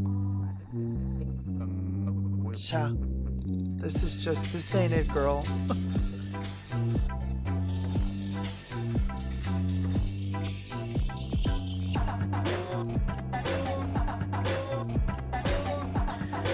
Is any of these pieces going to fall into my cobweb glasses? I'm just waiting here. My glasses are made to capture the prey. But nothing. None of these outfits are landing in my glasses. This is no food for this fashion spider. This is nothing I would want to eat. The floral patterns, the 90s floral patterns, the mix and the match. Like, I get what they're trying to do, but it's failing epically.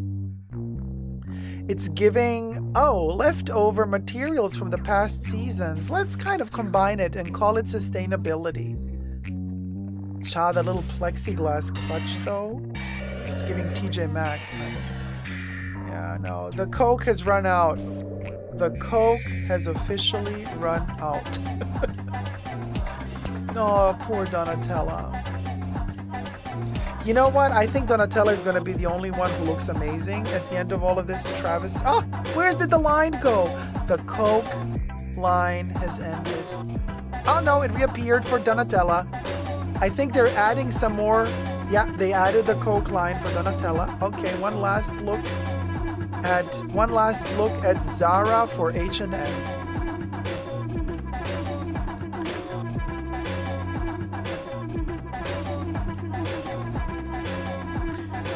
They really thought they did something, don't they? Everybody's like so full of themselves. You know, one thing I always detested about fashion and people who are so involved in fashion is how freaking seriously they take themselves, like they're saving the world or something. I'm like, loosen the fuck up. You know? You're not saving the world, bitches. You're literally just showing off how skinny you are and some little giblets hanging off of you. Come on. Don't take yourself too seriously. As Adina Monsoon said in one of the famous episodes of AbFab, it might as well never happen. It might as well. It's just a frock. Exactly. Kaz, exactly.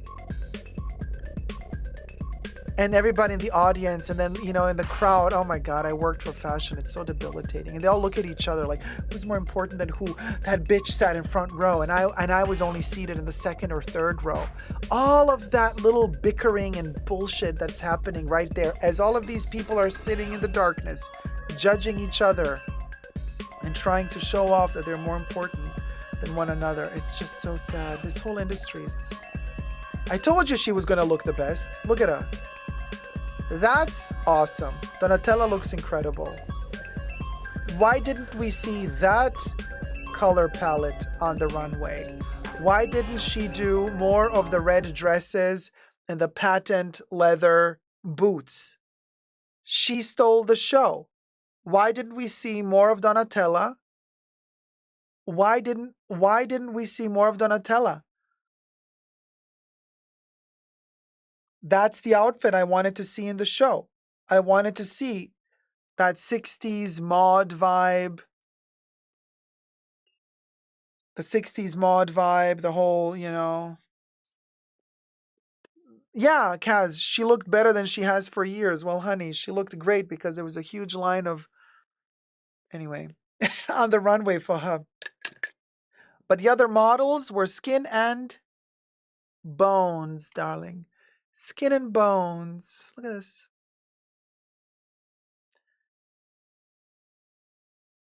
Versace models. Versace models. Here you go. Bubbles, where are you? Where's my Bubbles? Ugh, she's not. She just came back from Milan Fashion Week. She didn't eat for a week, honey. Bubbles, did you enjoy the Versace show? Hello. Bubbles, how was the? Did you meet Donatella? I do not have time for this. I do not have time for you.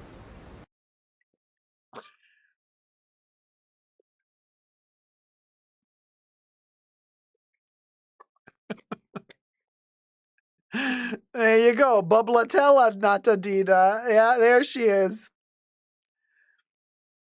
Yeah, there you go. Bubbles is very Anna Delvey at the moment.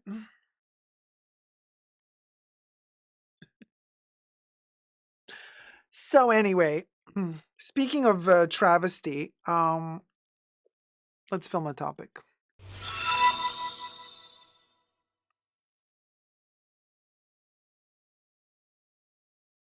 This is why I don't review fashion shows, you guys. What is there to say anymore? All has been said, all has been seen.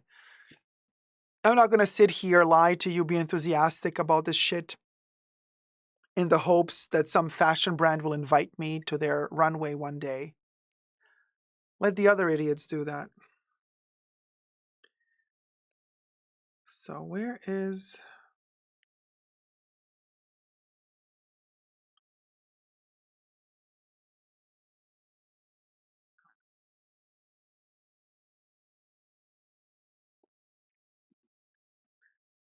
Sorry, guys, I'm just looking for... Where's the topic?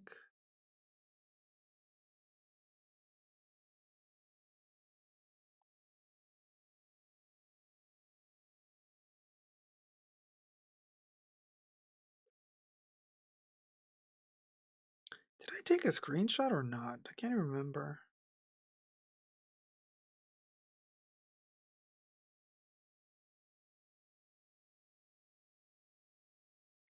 I don't know. Let me see.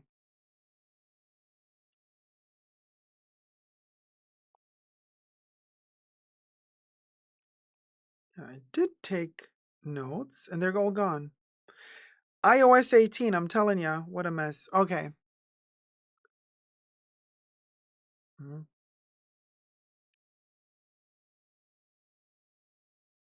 Hi, everybody. Dacob here. Welcome back to the Fashion Bunker. Hermes lawsuit in California. We have an update. Talk about the end of luxury, honey. Okay, so subscribe to my channel first and foremost. Thumb up the video. Thank you, everybody, for subscribing. We're almost at 70K. Let's get it rolling. Let's get to 70K. So as you know, a couple of months ago, there has been a class action lawsuit initiated in California. Several Hermes clients... By the way, everything I say in this video is for entertainment purposes only, not rooted in truths or facts. Everything's a legend, just my opinion. So anyway, a couple of Hermes, they claim to be Hermes clients, were claiming in this class action lawsuit that they, in order to be offered to purchase one of the quota bags, Birkin, Kelly, Constance, they have to purchase other goods first. Like you have to build up a purchase history as a customer, and only then will Hermes allow you access to certain items. Now, in order to start a lawsuit, the lawyers had to phrase legally the issue at hand. So here is what ABC7 News reports. They said that North California judge questions validity of Hermes antitrust lawsuit during case management conference. This is a big issue and it's a big problem. And I gotta say, I think Hermes has a good case just because the lawyers seem to have made mistakes. How dumb can you be? I mean, seriously, oh my God. Like, it's just so simple. I mean, this is easy. But anyway, let's get to it and then you're going to understand what the mistake was. And I agree with the judge here. So the article says that an Hermes antitrust lawsuit didn't get very far in court on Thursday last week. ABC 7 News I-Team reporter Melanie Woodrow was inside the U.S. District Court in the Northern District of California for a case management conference in the proposed class action lawsuit filed against the luxury retailer. So this lovely lady reported about the situation, and the judge, whose name is James Donato, said that he read a proposed class action antitrust lawsuit against a luxury retailer Hermes with interest, maybe because his wife also wants a bag, I don't know, but admitted that he was really struggling with why it was an antitrust injury. And this still might seem a little bit complicated to some, but it's a very simple explanation, and literally the next paragraph explains it so perfectly. Hold on, because I have this earring and this, okay, hair got caught in it. The lawsuit alleges Hermes was tying, so the lawsuit alleges that Hermes was tying the purchase of its popular Birkin bags to the purchase of other ancillary products. Now, like belts, scarves, homeware, their porcelain, mugs, teacups, what have you. The lawsuit says that only once a consumer has a sufficient purchase history will they be offered the opportunity to purchase a Birkin, for example. Now, in court, the judge said, in part, these are luxury goods. There are people who want Birkins. This is a highly consumer choice-driven market. He also told the plaintiff's attorneys, you're going to have to spell out how competition is being affected adversely. No client, the judge goes on to say, no client says, I had an Hermes belt shoved down my throat, but instead I really wanted a Prada belt. Because that's the crux of this case.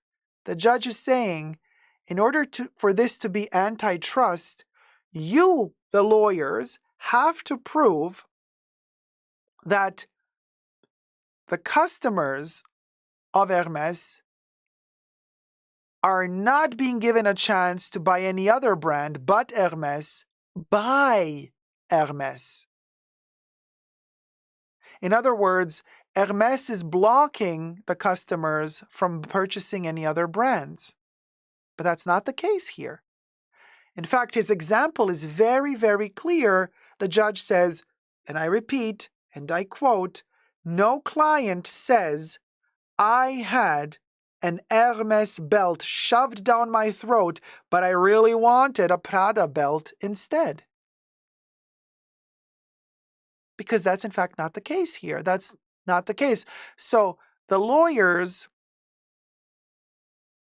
of the plaintiffs are not have not brought the case correctly to court. He also suggested, he added that Hermes can run its business any way it wants, including producing 5 Birkins a year and charging millions of dollars for them. They're allowed to. Welcome to capitalism, darling. He also suggested the business model is pro-competition, not anti-competition. He said the business model is pro-competition because anyone who doesn't want to play along the Hermes game can purchase luxury bags elsewhere. That's the whole point. He's saying Hermes is not forcing you to buy its bags instead of buying bags from other brands. Hermes is not forcing you, and you cannot prove that Hermes is forcing you to buy their bags. So then the plaintiff's lawyers were like, oh, shit. Okay, we made a big boo-boo. We made a boo-boo here. The plaintiff's attorneys asked to amend their lawsuit and return in 3 weeks. This is so embarrassing. This is so embarrassing. And then they had no comment for ABC News, ABC 7 News. This is so embarrassing because, in other words, what they did was they were like, oh, shit, yeah, Judge, I see your point. So can we, can you give us 3 weeks? Can we, we'll go a little. Let us rephrase our entire case. And let us see if we, listen, Linda, can we come back to you in 3 weeks? And the judge is like, cha. But you see what I'm saying here? I think Hermes has a really good case. And now that the judge has seen that the lawyers are kind of rookies in this case, allegedly, I don't know if he's going to take him seriously after 3 weeks when they kind of rephrase their case. What do you guys think? How is this going to end? And if you have any ideas, how would you rephrase, how would you reorganize the modus operandi in this case in order to win? How would you do it? What would you do? How, if we got any lawyers in the fashion bunker, what would you do if he would say, yes, we'll go? No. Like, how would you phrase the plaintiff's case if you were their attorney? Would you change it from antitrust to what? Let me know down below. Thank you guys so much for watching. Until next, thumb up the video, subscribe. Hey, we're almost at 70K. Come on, help a hoe out. Until next time, never forget to never give up on love. Thank you, bye. Robbie says, I would just go to Fashion File. Faith Over Fear in OC says, Siobhan, congratulations. Hopefully the industry has changed in the last 10 years. If anything, it makes you grow thick skin. Good luck in your ventures. Siobhan says, the prestige is gone, and that has always been a driving force. Celebrity and magazines are dead. Maybe just going back to well-made things. There is still hope. Siobhan says, I just became a visual merchandiser and I had concerns in college studying fashion design because I knew industry is toxic and difficult. Labor and personalities. Siobhan, congratulations for the job. Wishing you, of course, all the best. Be very careful. And if I can give you one tip, try not to show that you're opinionated at work. Nobody likes that. In a corporate setting,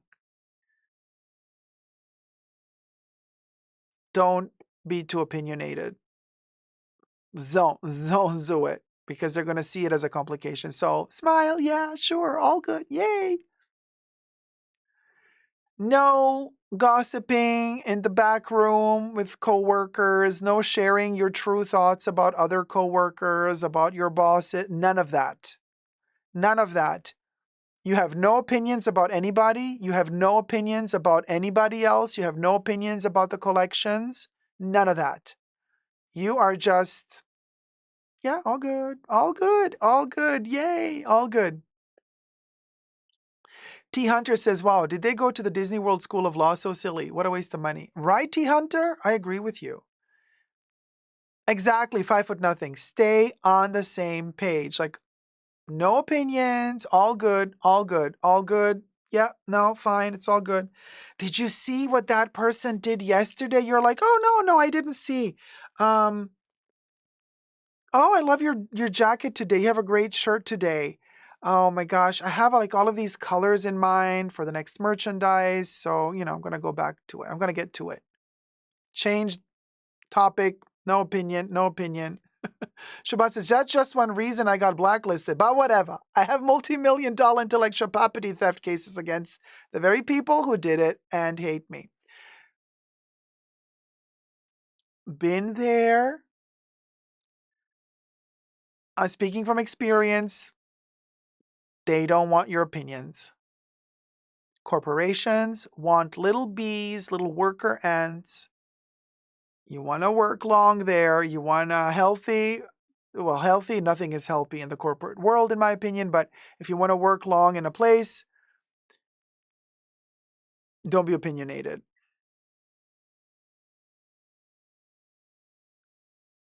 Period. Yeah, guys, because at the end of the day, that's where you slay and that's where you stay. So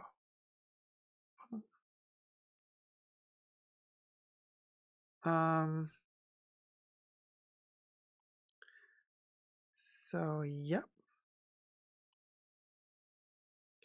And period.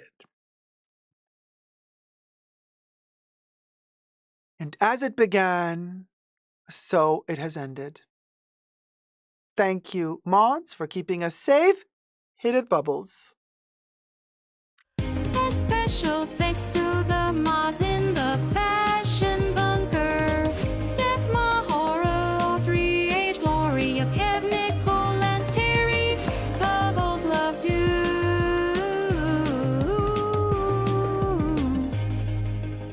Oh, cha, I'm unfocused. Also, I have no clue if we're going to manage to live stream on Wednesday, which would be like in 2 days from now, but I'll try. If not, I'll see you on a Thursday. And because it is the season to be spooky, jolly, our Woogo has turned into Boogo, and I'm going to show it to you one more time. The new merch is out, you guys. Thumb up the live stream. We're still not at 200 likes. And subscribe. Here is one of my new limited edition Halloween merches. You see, Woogo is Boogo with Bubbles dressed as a ghost. You can get it at www.superdacob.com or on Amazon. If your country's Amazon carries my merch, not every country has it. What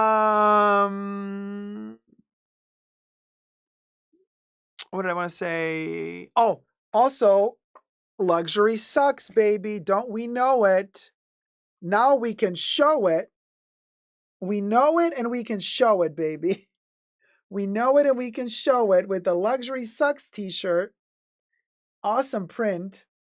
Awesome artwork. Thank you. You're welcome. Also available. And then we also have Luxury Sucks because it just sucks, but also it sucks our while it's dry.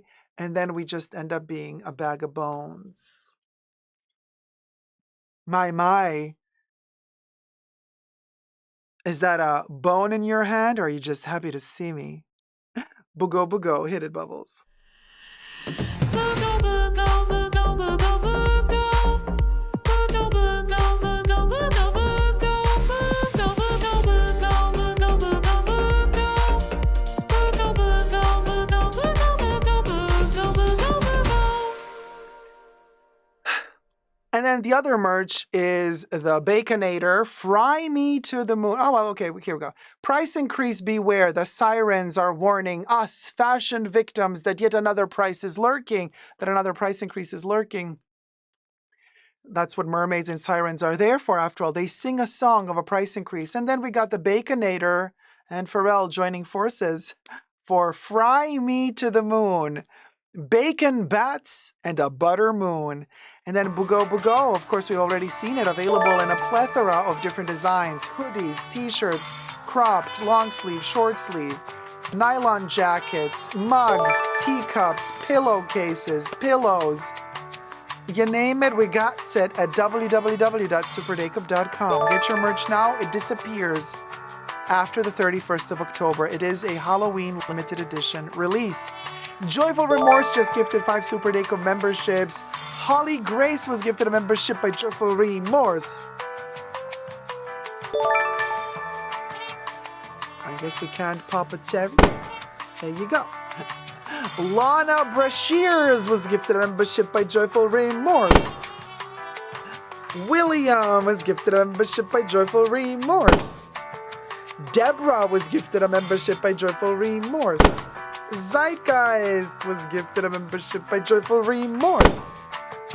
Thank you so much, Joyful Remorse, for gifting the 5 Super Duke memberships, and welcome to all the new Tier 1 members. Get your merch. Enjoy the show. And I'm the hoe. Let me take a sippy. And I want to say, Linda Nolasco says, my t-shirt arriving tomorrow. Oh, super excited. Thank you so much, Linda, for purchasing one. And thank you to everybody who has moved into the fashion bunker today. This has been our wonderful, wonderful new family in the haunted, spooky fashion bunker mansion. Thank you, everybody who has helped out today. And what can I say? To the rats in the bunker, I am a best. I am best. I am best. I am best.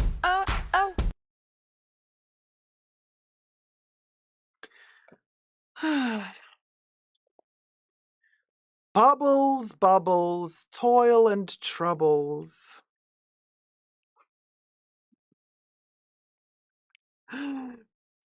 Can you tell Linda, listen, Linda. Tell her, Bubbles. Listen, Linda. Listen, Linda. Listen, Linda.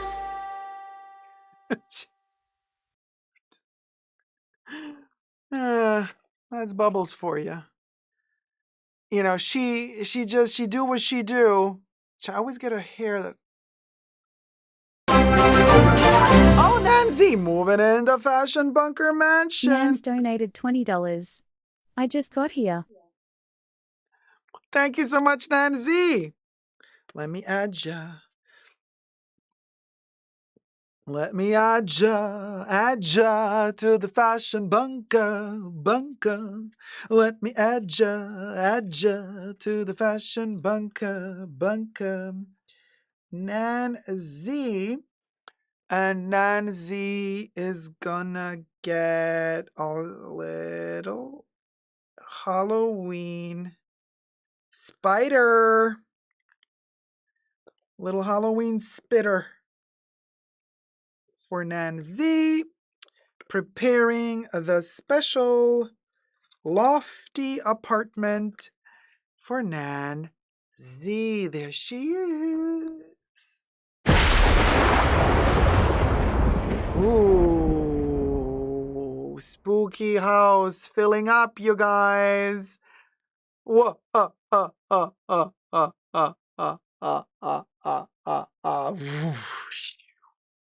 Thank you so much, Nancy. Oh, Baby Yoda, where did you go? Baby Yoda, Baby Yoda, must I look for you in the dark? Where did you go? Baby Yoda, where did you go in the dark of night? Must I find you in fright and delight? He's not there. Well, live in Ferret next then. Oh, Nancy just gifted 5 Super Dacob memberships. Me and my gravekeeper voice. Sue was gifted a membership by Nancy. TM was gifted a membership by Nancy. Har. Brooklyn was gifted a membership by Nancy. Reversal was gifted a membership by Nancy. Yes, they was. And yep, I said it was gifted a membership by Nancy. Arr! Welcome to all the new Tier 1 members, and thank you, Nancy, for gifting them. Arr! Baby Yoda is not here yet. He's in the crypt with Chucky. Fiddling the diddle, diddling the skittle, tickling the pickle. Ooh, naughty Baby Yoda. Well, he is 50-something years old after all. Just the thought of it. Yuck. But we're living, Ferret. I'm living ferret, living ferret, living ferret, living ferret, living ferret.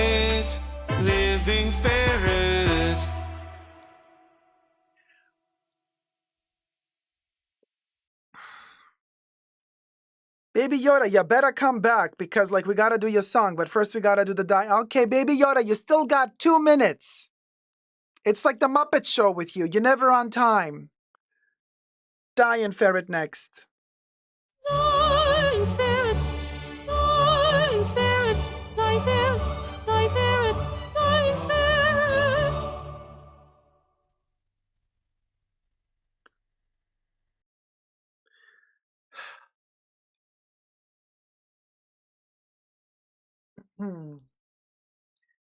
Where are you? Ah, Baby Yoda. Always the same story. Always hiding. Always lurking in the shadows. Always being semi-transparent, you know, like Predator Baby Yoda. He's always transparent. He's always watching, though, no matter how deep he is in the fashion bunker.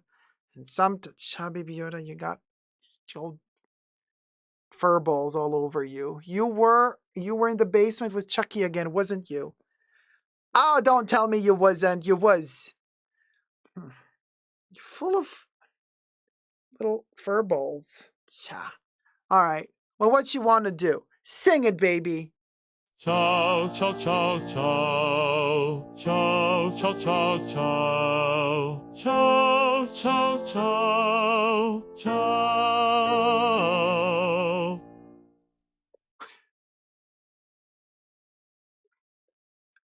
Cha. That was our show. I hope you've enjoyed it. It's been serious, but then again, that's the times we're living in. We laugh a little, we cry a little, we serious a little, we learn a little, we forget a lot. Sometimes it's good to forget, sometimes it's good to remember, but no matter what, we never give up on love. Thank you guys so much for watching. I shall see you in my next live stream. Thank you for your love, for your support. Thumb up this live stream and subscribe. Let's try to get to 70K as soon as we can. Until next time, y'all. I don't know when the next live stream is going to be. Wednesday, Thursday. It is when it is, okay? But it'll happen. But just be a little bit patient with me. I got a ton of stuff to do.